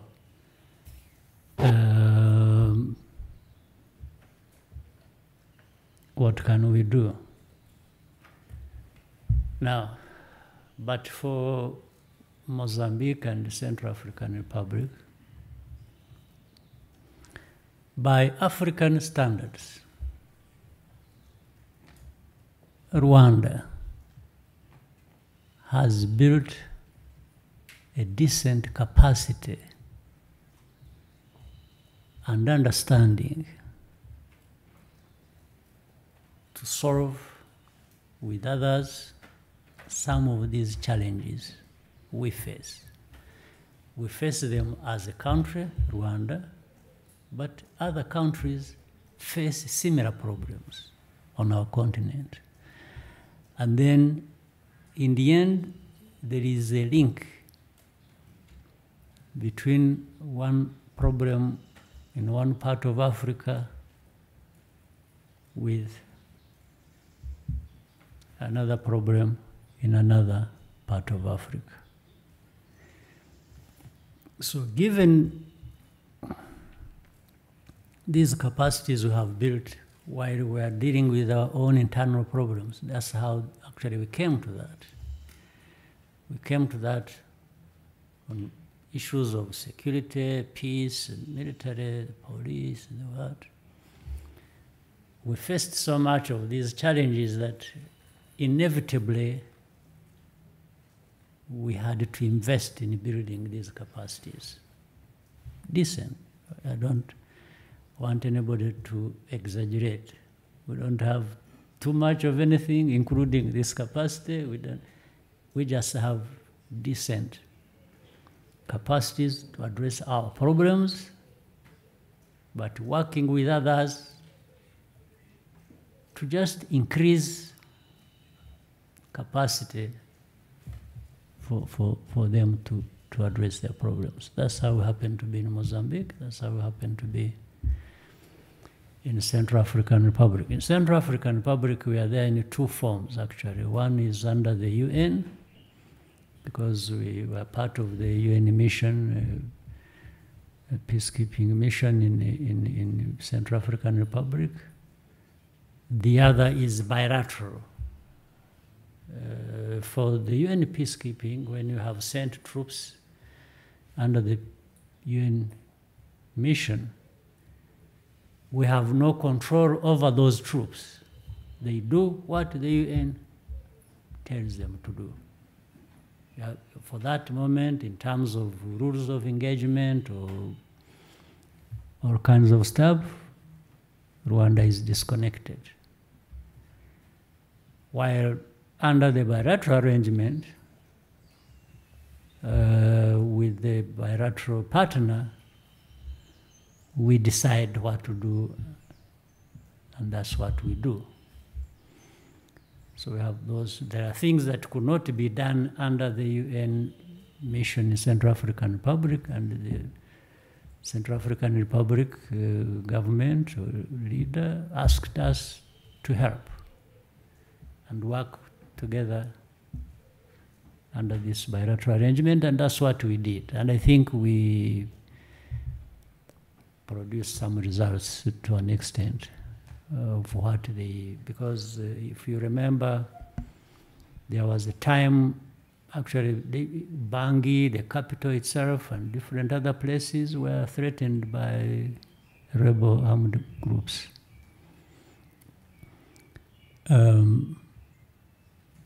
So I think they were trying to work with the UN to deal with that.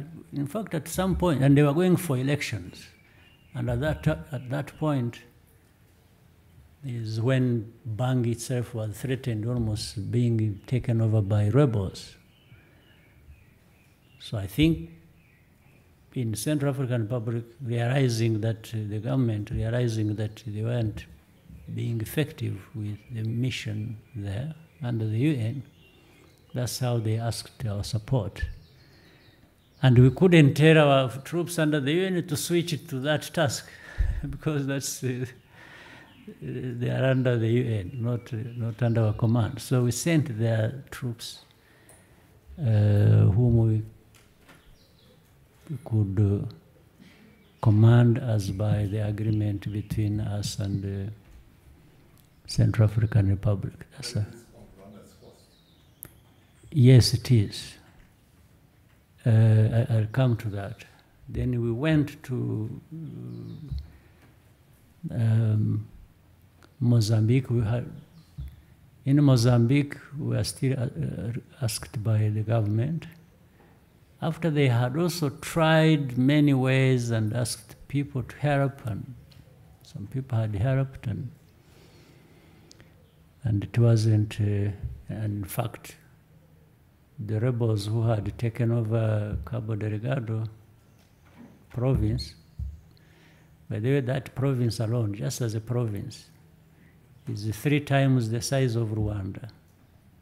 So the terrorists had taken over that place and were threatening, spreading beyond.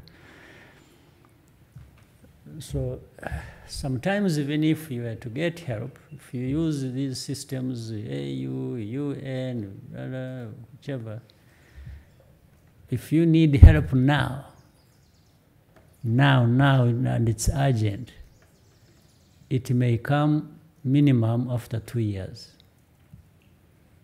So you can imagine somebody who is in intensive care, needing intervention of a doctor, they say, hey, you wait.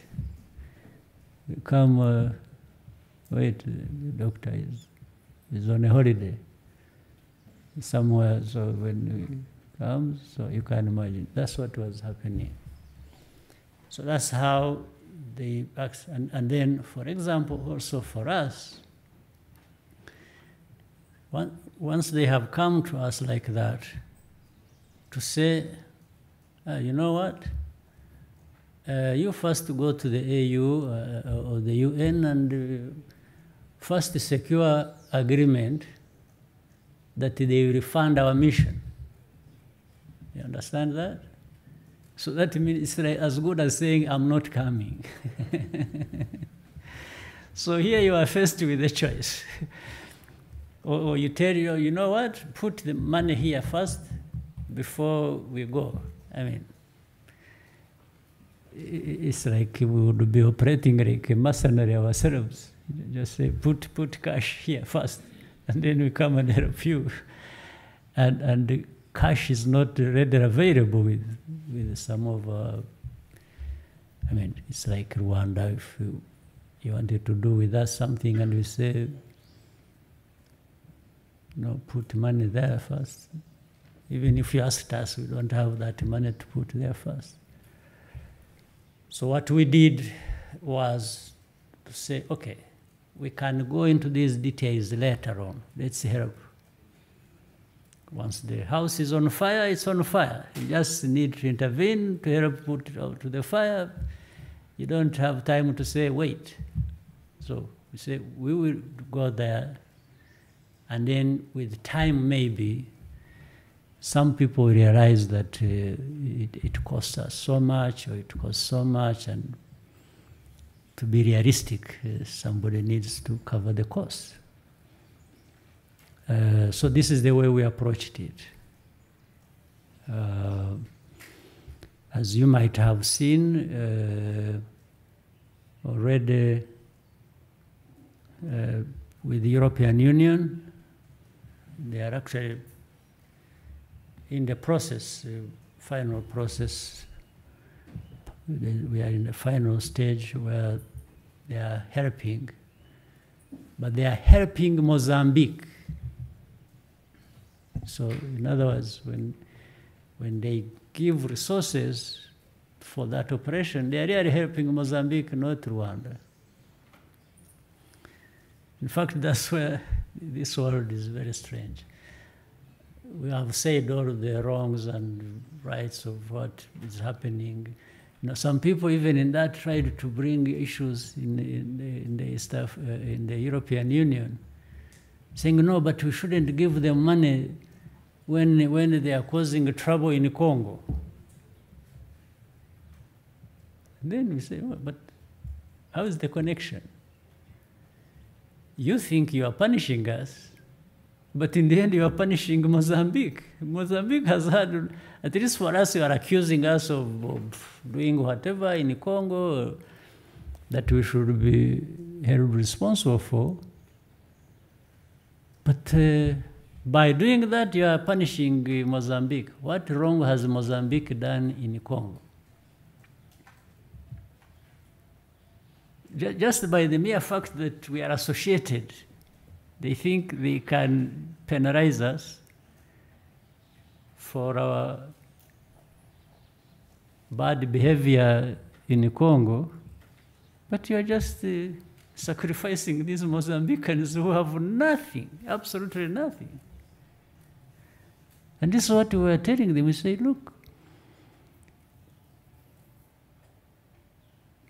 if you are giving up on Mozambique and you don't want to help.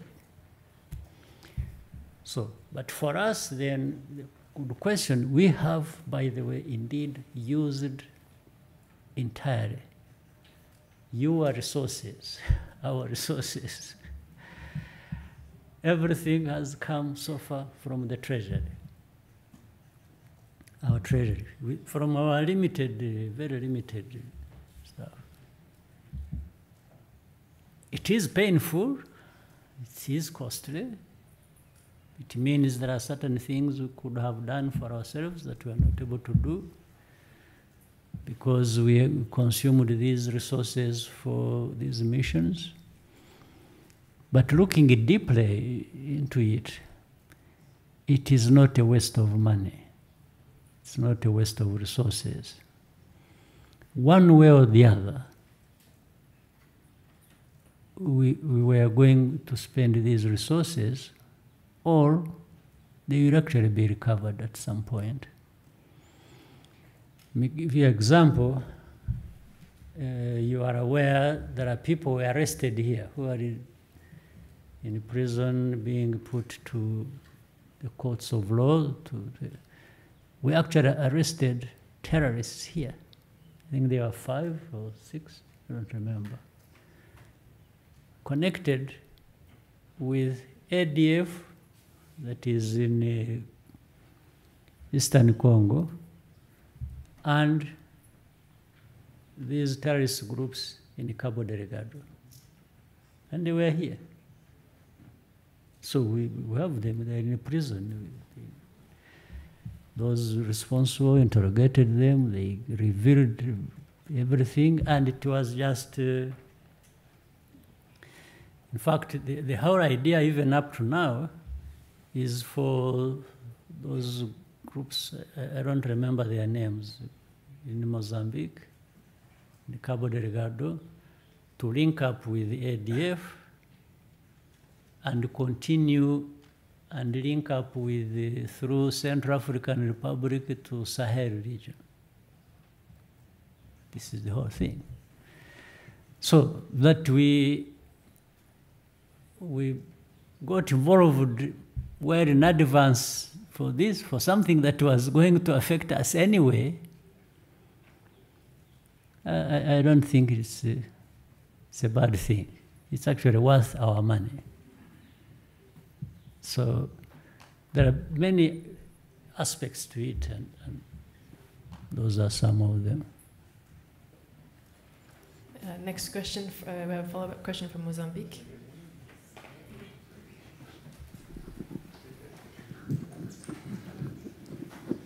Yes, good afternoon, Mr. President. First of all, I would like to congratulate you for this conversation openly with the journalists. And we have been receiving information that the holding government of the random ruling part has opened a private security company in Cabo Delgado. So if the country is already helping us to fight against terrorism with official troops, why to open like a private security company in Cabo Delgado? That's the first question. The second one is yesterday our Council of Ministers or our government approved the agreement signed here in Rwanda last year, June, and about the extradition between Mozambique and Rwanda. And now we have some voices of civil society saying that this agreement will facilitate the persecution of random refugees in Mozambique. Some of them really have been murdered strangely. I would like your comment on that. And the last question, clearly talking, won't you, Mr. President, really recandidate yourself next year?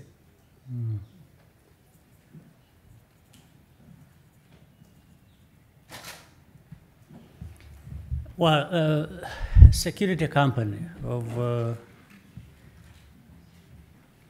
I don't know whether you want me to go into full details of how we work here in our country. It may not, it may consume all our time, but first of all, do you have private security companies in Mozambique that actually should be doing the job?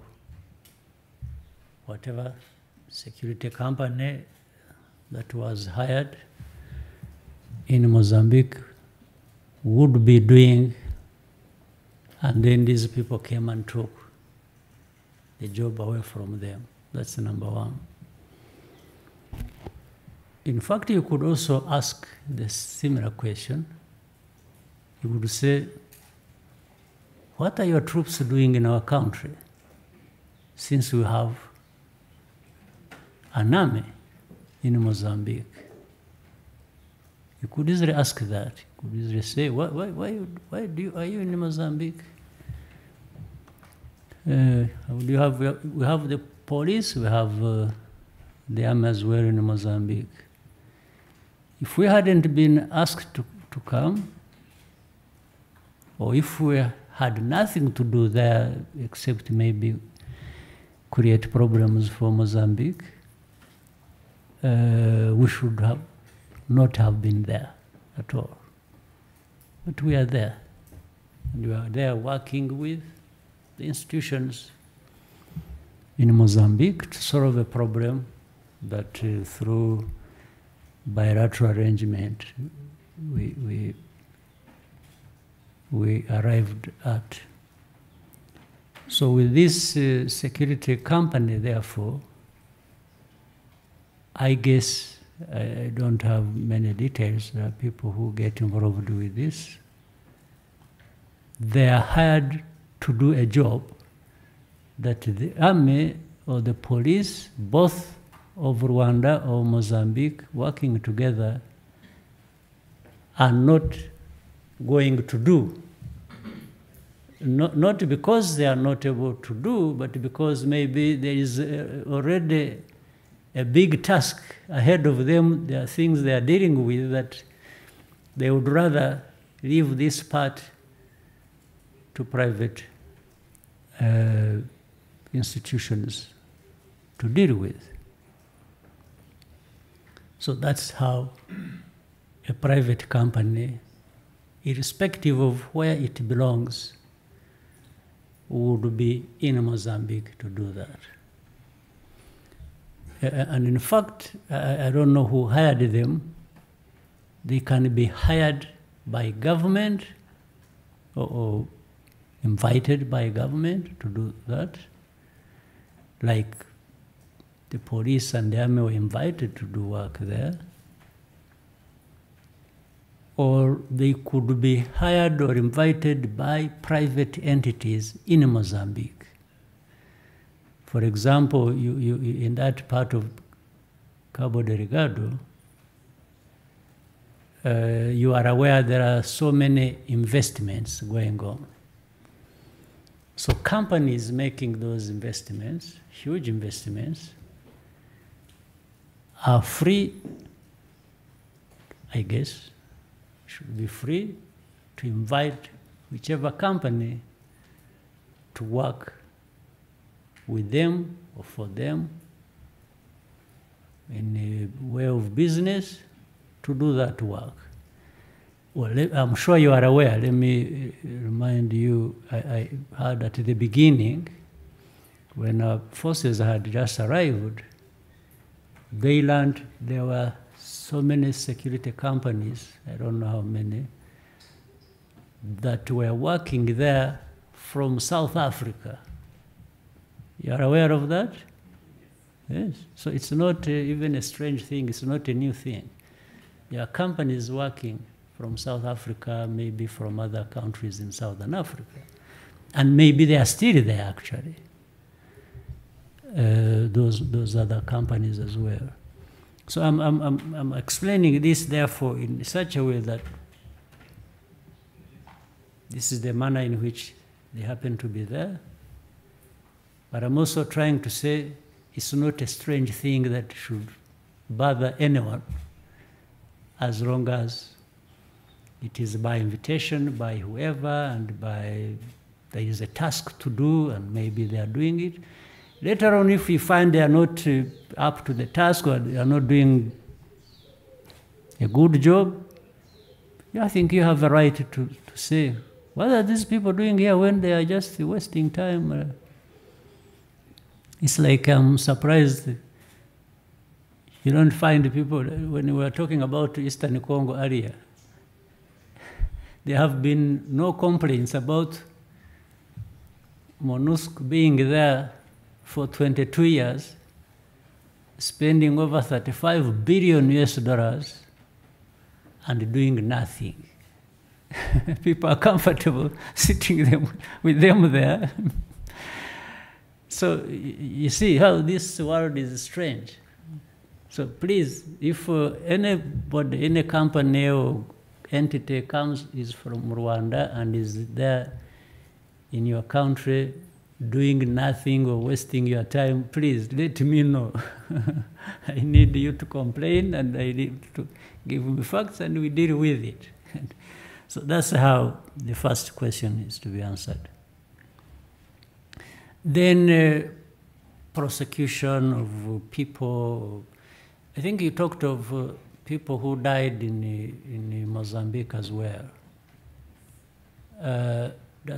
People who have been here, do you remember somebody who used to work for us? He used to be a DG of Berde.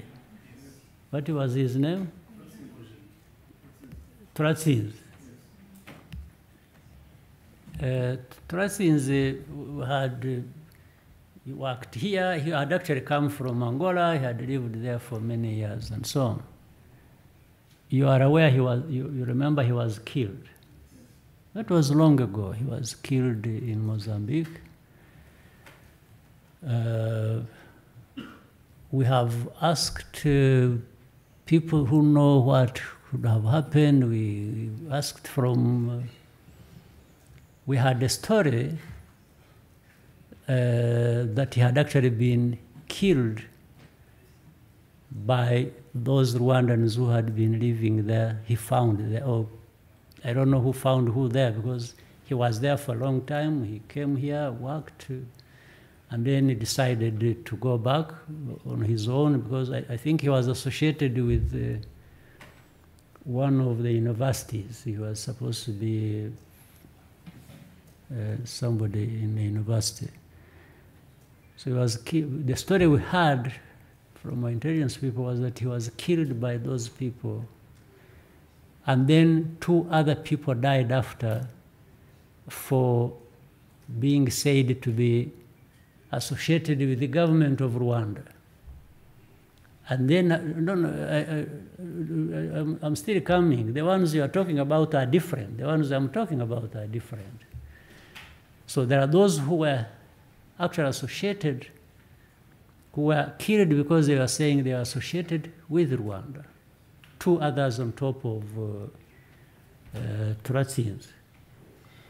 Then around the same time, 2 others, I think, if not 1 or 2, also died, who were supposed to be associated with these anti-Rwanda groups. You see what I mean? So here you have a situation like this. And what we did ourselves, we had always been in contact with the government and the systems in Mozambique to actually investigate and tell us who killed who in this situation. Whether these were people who were anti-Rwanda who were killed, or those actually who were killed because the information had it, they were killed because they are associated with the government of Rwanda. So how do you resolve a problem like that? And it was up to Mozambique and the system to investigate and tell us what happened. Nobody ever told us what happened. So you can find out yourself, or you can investigate and work with the systems in Mozambique and tell us what happened. Up to now, we don't know what happened in those like 4 or 5 cases. Now, if governments work together, therefore, to say, there is a lot going on between us, we are working together and so on. In the whole way of working together, we need to clear the atmosphere. We need to understand this. We need to have a proper and legal process of understanding what is going on. What would you prefer? To leave the problem as it was before, where somebody dies and you just leave it to the media to speculate and say he was killed by so-and-so, or the other one was killed by so-and-so, and leave it at that, and keep going with more killings? or you want really governments to work together to rein this in? Because already it's an indication that there is a problem.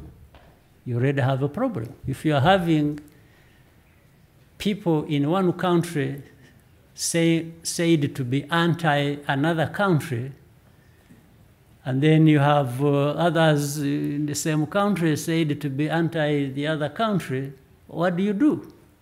Do you leave it at that? Or you find some way of even allowing a discussion to be held so that this is reined in? I think that's whatever you ask in that regard is supposed to address this problem. If there is another way of addressing it, let us know. Then you're asking whether you will be a candidate next year. To be honest, I don't know. But when I say I don't know, it means it is either way. It could be, maybe it won't be. So go home with 50-50. Next question from Kenzie. Murakoze nyakubahwa Perezida wa Repubulika. Nitwa Kensi, nkaba ndi umunyamakuru wa TV na Radio 1. Ikibazo cyanjye kiragaruka muri Kongo ko ni twese turahangayitse nk'abanyarwanda. Umugaba mukuru wungirije w'ingabo za Kongo, General Chiwewe Aprito Chiko, yitangarije yuko amaze iminsi azenguruka mu bihugu bya SADC kugira ngo intambara y'u Rwanda bayitsinde.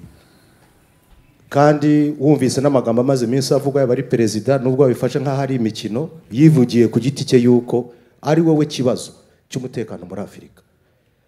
Wareba ibyo abandi bose babajije, nkabona yuko tuyifata nk'aho ari ugukina, ariko wenda bikaba ari na seriye. Ese twaba twitegura yuko tujya guterwa na Kongo kuko banavuze ko bashaka kutwanexa tukaba intara ya 8. Murakoze mwadusuza kuri ibyo mukaduhumuriza cyangwa se mukaduteguza tukitegura. Reka mpere kubahumuriza nicyo kiri important, nicyo cyangombwa, nicyo gikuru. Ibyo bwabyo ntaho mbona bishingiye, ntaho mbona byashoboka.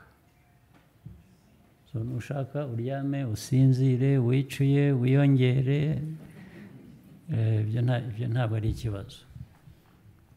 Ibyo umuntu umwe yaba yaravuze muri Kongo, ibyo afite uburenganzira bwo kuvuga ibyo ashaka kuvuga, ntabwo bivugwa byose biba ari ukuri, cyane cyane iyo bivugwa kuri iki kibazo cya Kongo bikivugwa n'abanyekongo bo muri leta. Ariko icyo nzi ni uko SADC ishobora gushaka gufasha ahubwo nayo mu gukemura ikibazo cya Kongo. Ntabwo nibwira rero ko gushaka gukemura ikibazo cya Kongo, nubwo abenshi bashobora kugikiyemo bashaka kugikemura bakagikemura nabi, cyangwa bakaba bagira ibyo bakora biteza bizana intambwe guterwa mu gukemura ikibazo. Ntabwo nibwira ko bizagana mu kugirira nabi u Rwanda bafashije Kongo. Ntabwo mbibona, mu kubona kwanjye ntabwo mbibona. Ariko icyo nakubwira ni uko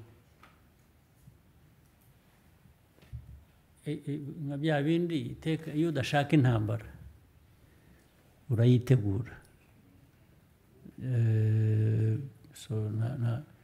Iyo ushaka amahoro witegura intambara. Rero ubwo twe dushaka amahoro,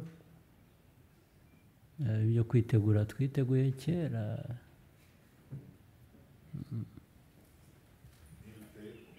Sorry? Niruterwa. Citizen. Ibyo ntibabimbareho. Ibyo uvuze ntibabimbareho.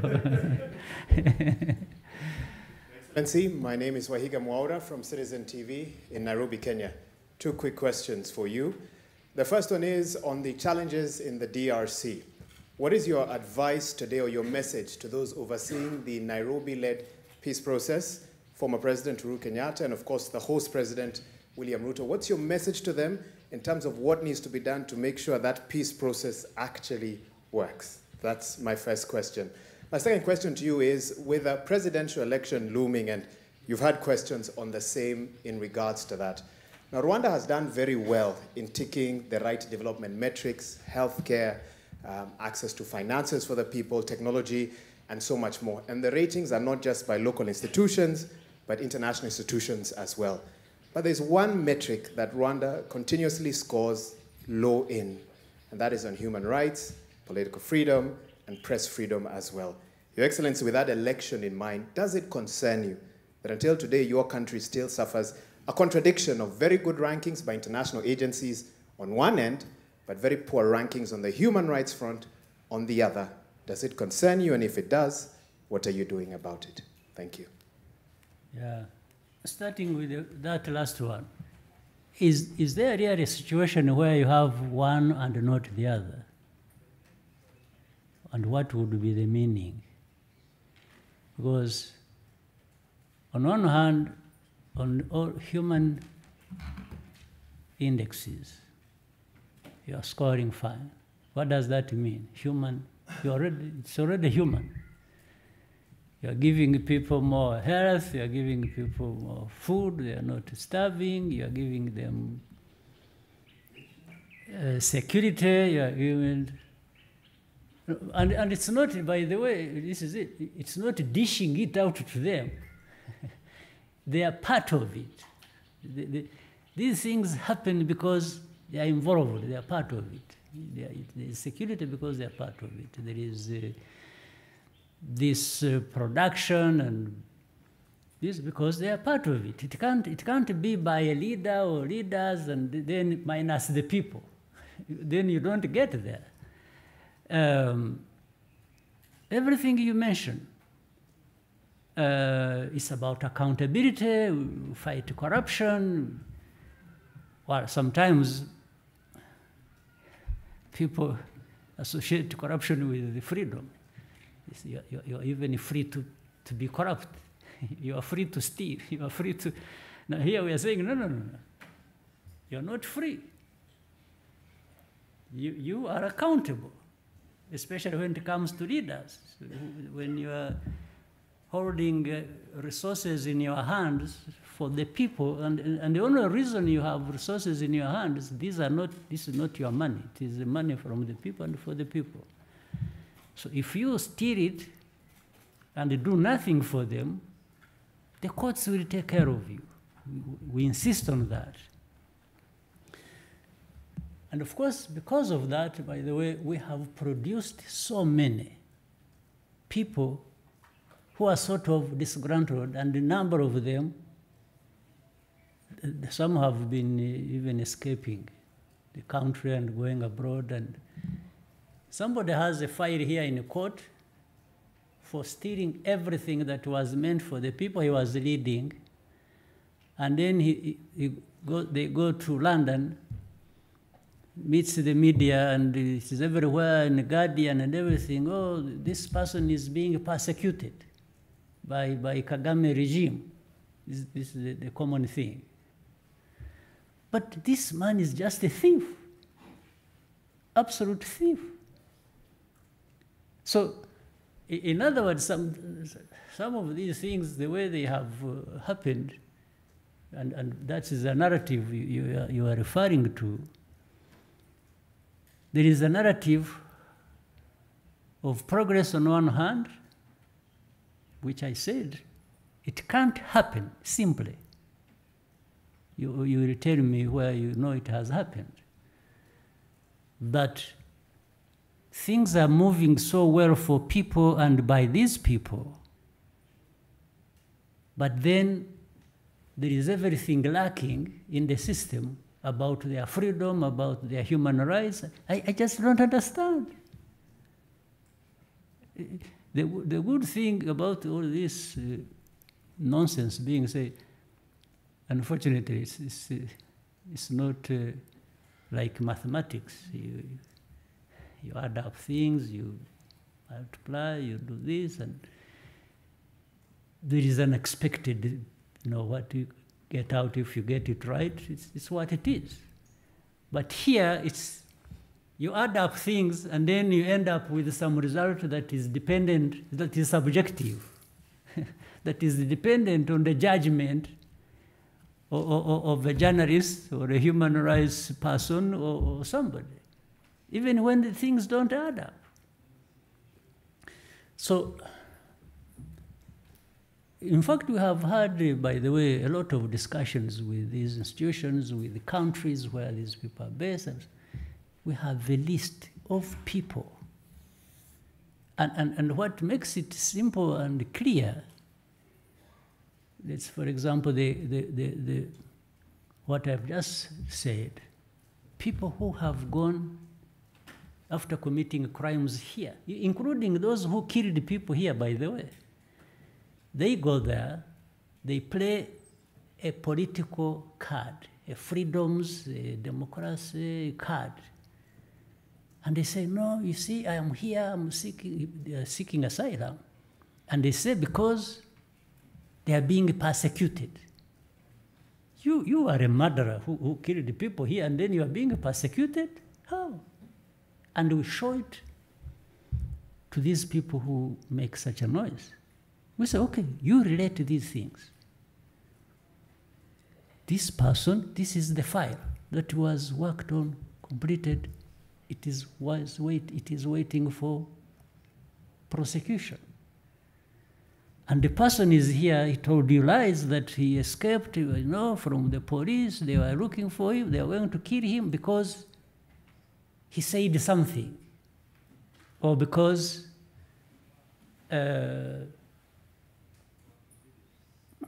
he's fighting for democracy.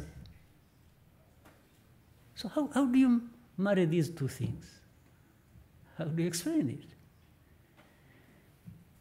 We have a case. In fact, it's one case, but involves people. There are people who left here like 20 years. This case that has been going on in the UK of genociders who know. Sorry?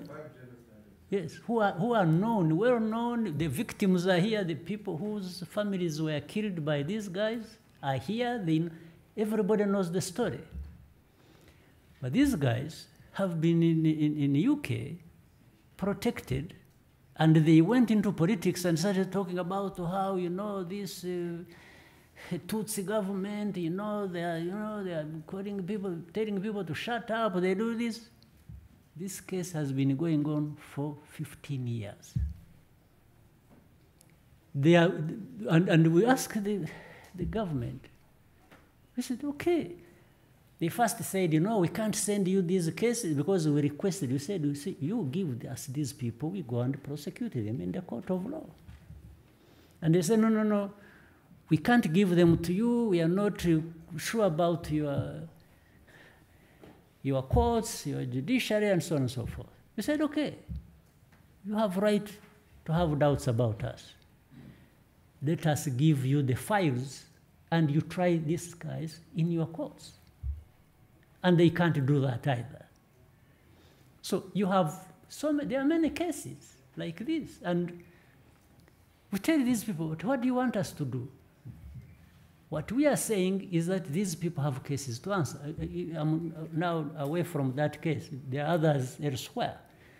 We say, you don't believe us. That's okay. You have a working judiciary in your country, your developed country. Let us give you what you are saying, what we are saying. You have these people in your hands. Try them against this. You find them innocent, let them go. We shall know that you have found them innocent, and that's okay. they can't do that. Why? Because some of them exactly want to keep that story running of how bad everything is here. But the simple question I asked was, surely you can't say there is a whole list of things that we are getting right, and they are showing, and then you say, but. How do I explain that? Because these things don't add up. Now, are there things that go wrong here in the country? Absolutely. That one, I can't say that nothing goes wrong here. But where does it not go wrong? And, or if I were to ask the same people who make judgment, if you were to ask me, say, these people are saying, Rwanda, you are like this, you are like this. I say, okay, guilty, as charged.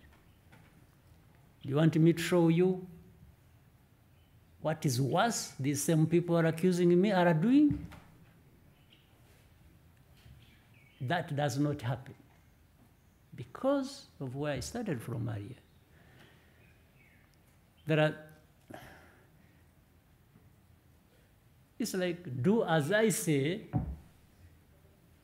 don't do as I do. This saying is very old, it's not by me. So that's what is involved in what we are talking about. Every single day. You tell us, oh, you are doing this. Sometimes, by the way, you are supposed to believe what they are saying about you. You're not even supposed to question or protest. But at the same time, you are talking about freedoms. But if you don't allow me the freedom to answer back or to say you are telling lies, or actually what you are saying is not true, then who is violating freedoms more than the other? You are exactly doing what you are denying me to do. You don't want me to explain my case? And then you turn it around actually and say, you see, Rwanda does not want or does not like criticism. But you don't like criticism because when I'm explaining to you, then you are labeling me as not liking criticism. But you are exactly depicting me in that light because you think I shouldn't be answering back or asking or raising questions about what you are saying about me. That is denying people freedom. This freedom, democracy, people have turned it into something, a subjective tool, just to use.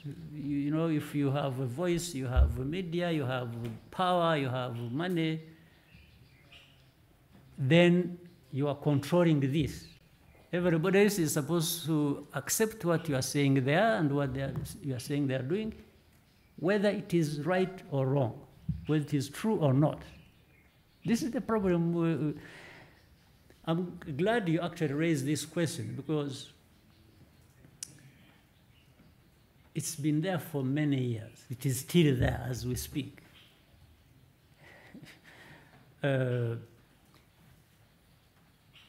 Because if you hear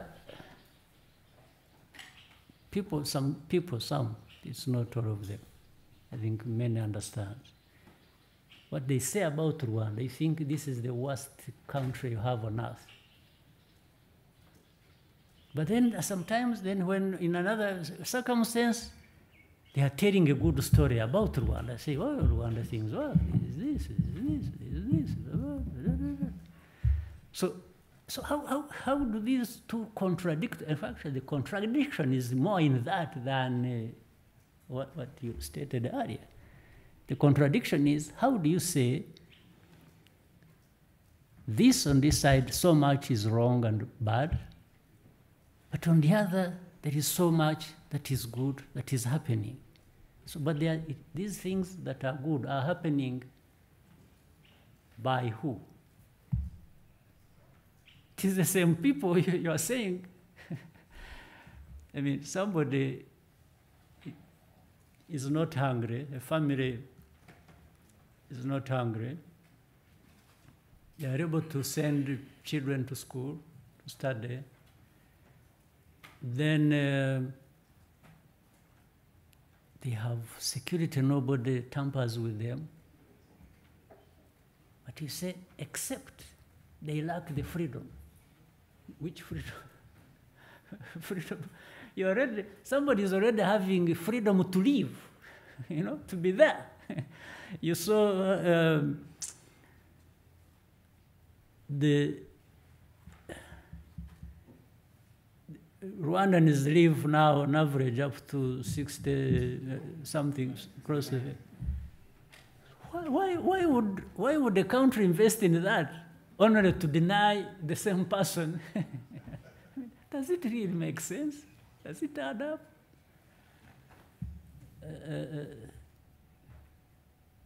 It doesn't, for me, it doesn't add up. But by the way, the same complaints that are being raised about Rwanda now were not even a fraction of it was raised against the government that murdered 1 million people here. Meaning, they had the freedom. They had everything, maybe. But really, the Rwanda of 30 years ago, did it have freedom? Did it have democracy? Did it? Now, sometimes I say, for lack of a better way to say it, there are two things. One I am blamed for, another I am praised for. Okay? These are two things. Surely this can't be worse than a situation that doesn't have either. You know that? You understand what I'm saying? There are people who may, as I know, in fact, there are many people who have no freedoms and the democracies we're talking about, and have nothing of that I'm being praised for. So who is worse off? At least I have one. Then I can keep struggling to deal with the other one and improving on it, and, you know, fine. But at least I have secured one. But really, you have a situation where, which we know, you and me and anybody else, nothing we are talking about exists in this place. But surprisingly, because of maybe how they are used to serve certain interests of those who set the standards, they may end up actually being praised. I wouldn't name names here, but I have names in my mind. I could give examples, but I won't say it. I won't do it. People, even other people look and say, what do you think you are doing? You have so much, but in the end, it has not transformed the people either way, either by development or by these subjective things we are talking about.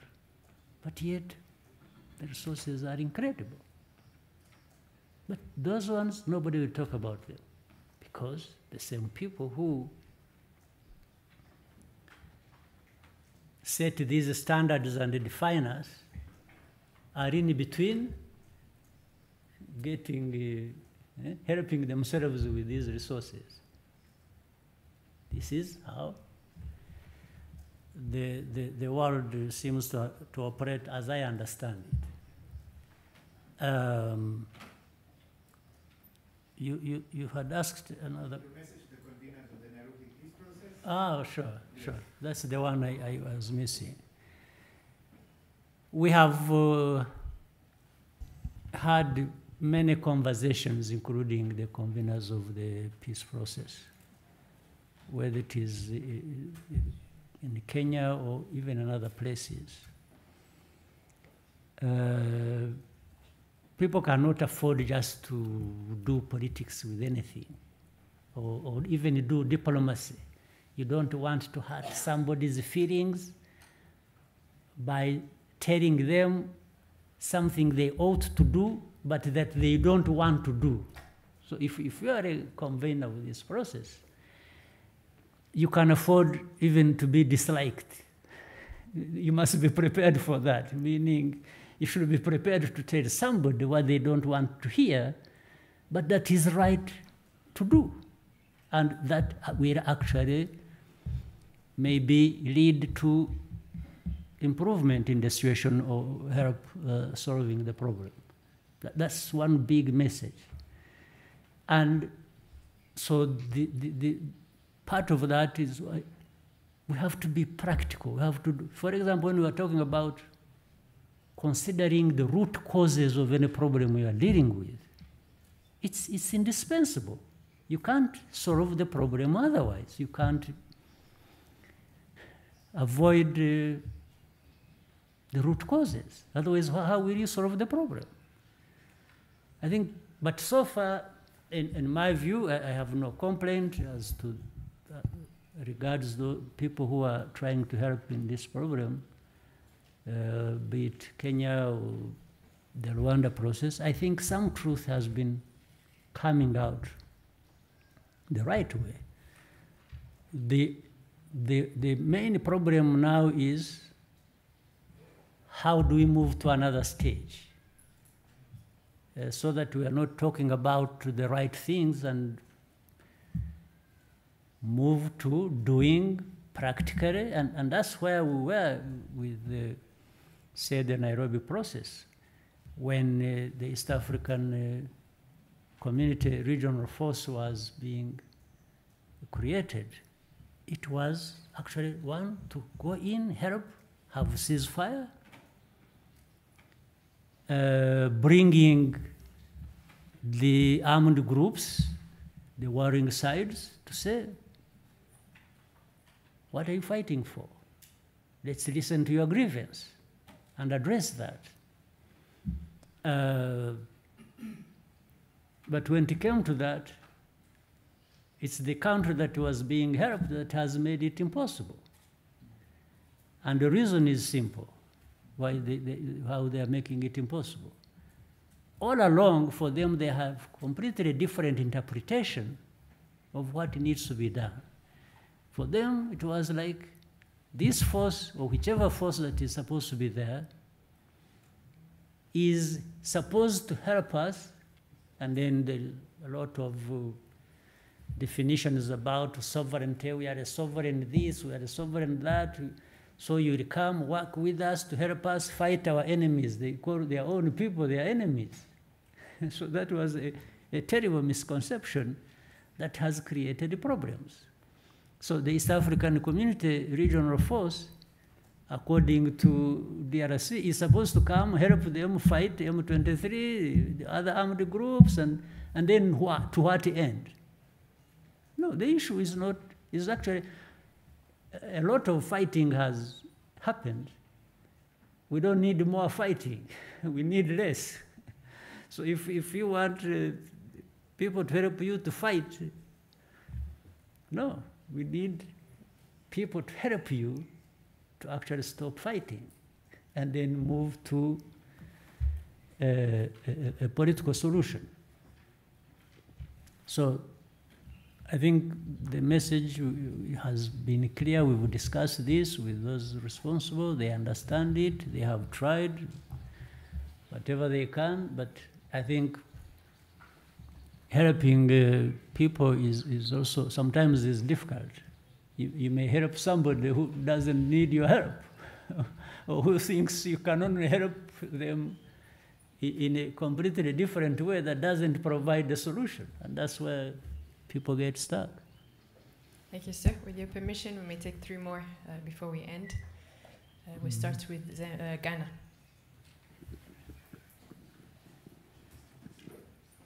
Thank you very much, Your Excellency. My name is Martin Asiedudate from Ghana.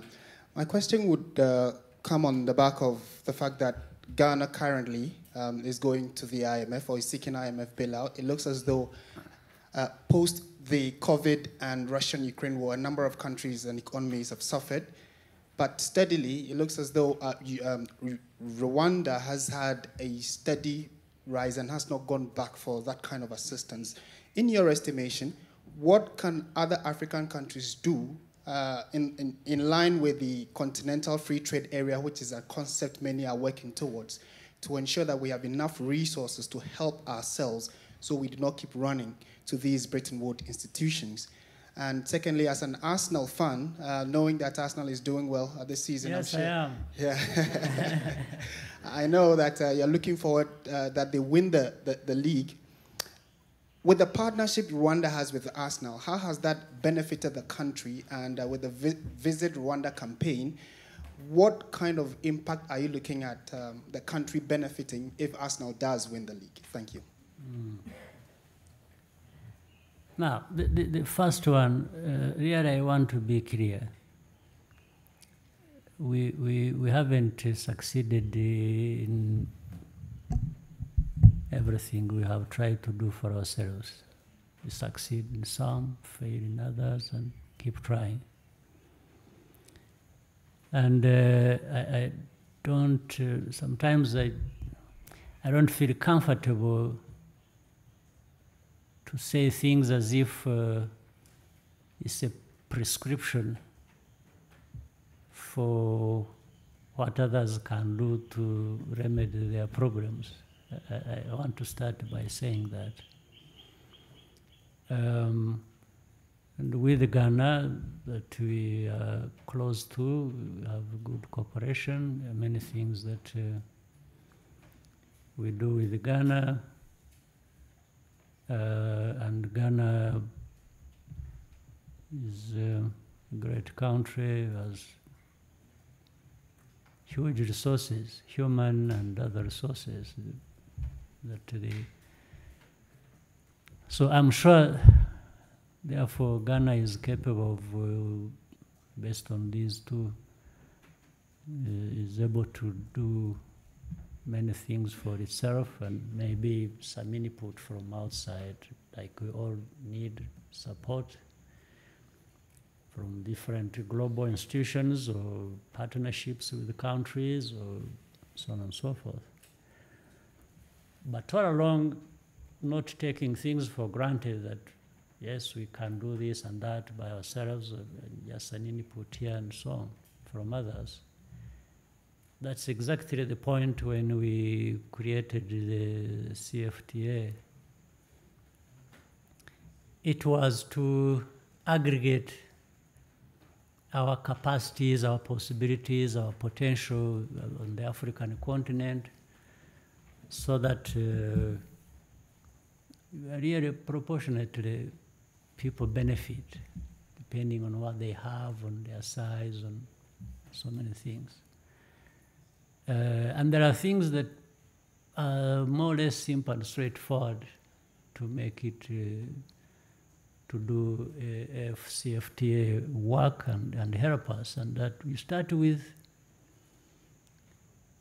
simple things like connection with each other, countries that have signed up to it, communication, freedom of movement, of people, goods, and trading with each other and increase it. We have repeated so many times, we see the rest of the world, the different continents, these regional trade levels are much higher. You go to Asia, you go to Europe, in Africa, and this costs us a lot. Absolutely, it directly feeds into how and what a low base we are at in many of these things. So these, operationalizing CFTA is huge, and every country has a role to play, has something to do, and fortunately the Secretariat, the headquarters are in Ghana, the capacities there. So we need to make it work for us, and we connect with each other. So I think if more of that was done, then we should be seeing our countries needing less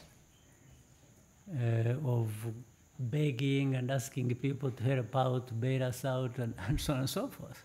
There's no question about it. So we need to do more of that and stop being dependent on. So I maybe just stop at that. For Arsenal, we have had a very good partnership. It gets better every time. In fact, our people responsible for these investments calculate and see. They can easily tell how many people got to know about Rwanda because of this, how many, based on that, actually came to Rwanda, how many, based on that, actually invested in Rwanda. It surpasses by far what we invested in this partnership ourselves. Invested something in the partnership and getting more by a big factor. We get more from that. Of course, again, cynically, you know, these prejudices we are talking about earlier, some people are saying, no, even some people you would think really, and you know, most of these people who behave like this, it's not because they don't know or they lack anything or they don't have the intellectual ability to, no. It's these biases, these prejudices that operation. So they say, no, Rwanda is wasting money. Who told you? I'm the one who knows what we put in, I know what we are getting out, but you want to tell a story for me. and you want people to believe you more than they can believe me. Of course, the better we meaning Arsenal, the better we do, we perform towards getting the ultimate prize, it brings more dividends, absolutely. So imagine in next, towards this season, if we become the champions, I'll be rushing to the bank to collect some money. So yeah, that's how it works. We have the same arrangement, by the way, with PSG, Paris Saint-Germain, and well, there are variations, but more or less the same principle. And we are having another one coming up with another famous football team. So when you see us going one after another, after one and another, you know, we know what we are pursuing. It's not to lose money. Asante-san. Thank you. Thank you, sir. Take a question from Scovia.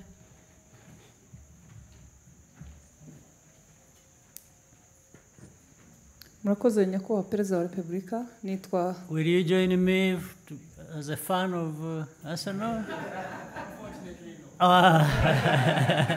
Bad news.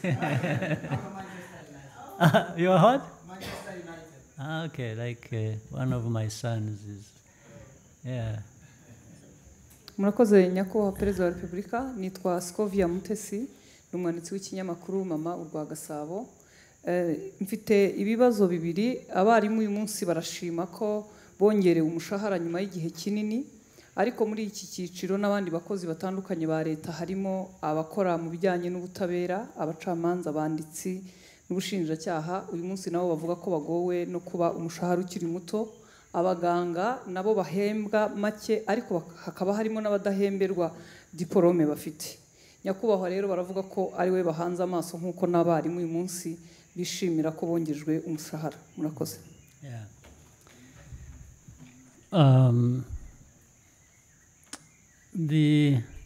Ubundi ntabwo ari ukuri kose, kuko abo bandi nabo hari igihe actually twigeze kureba icyo twakora kugira ngo hagire ikiyongera ku buzima bwabo cyangwa icyo bahembwa. Harimo for example nk'abaganga,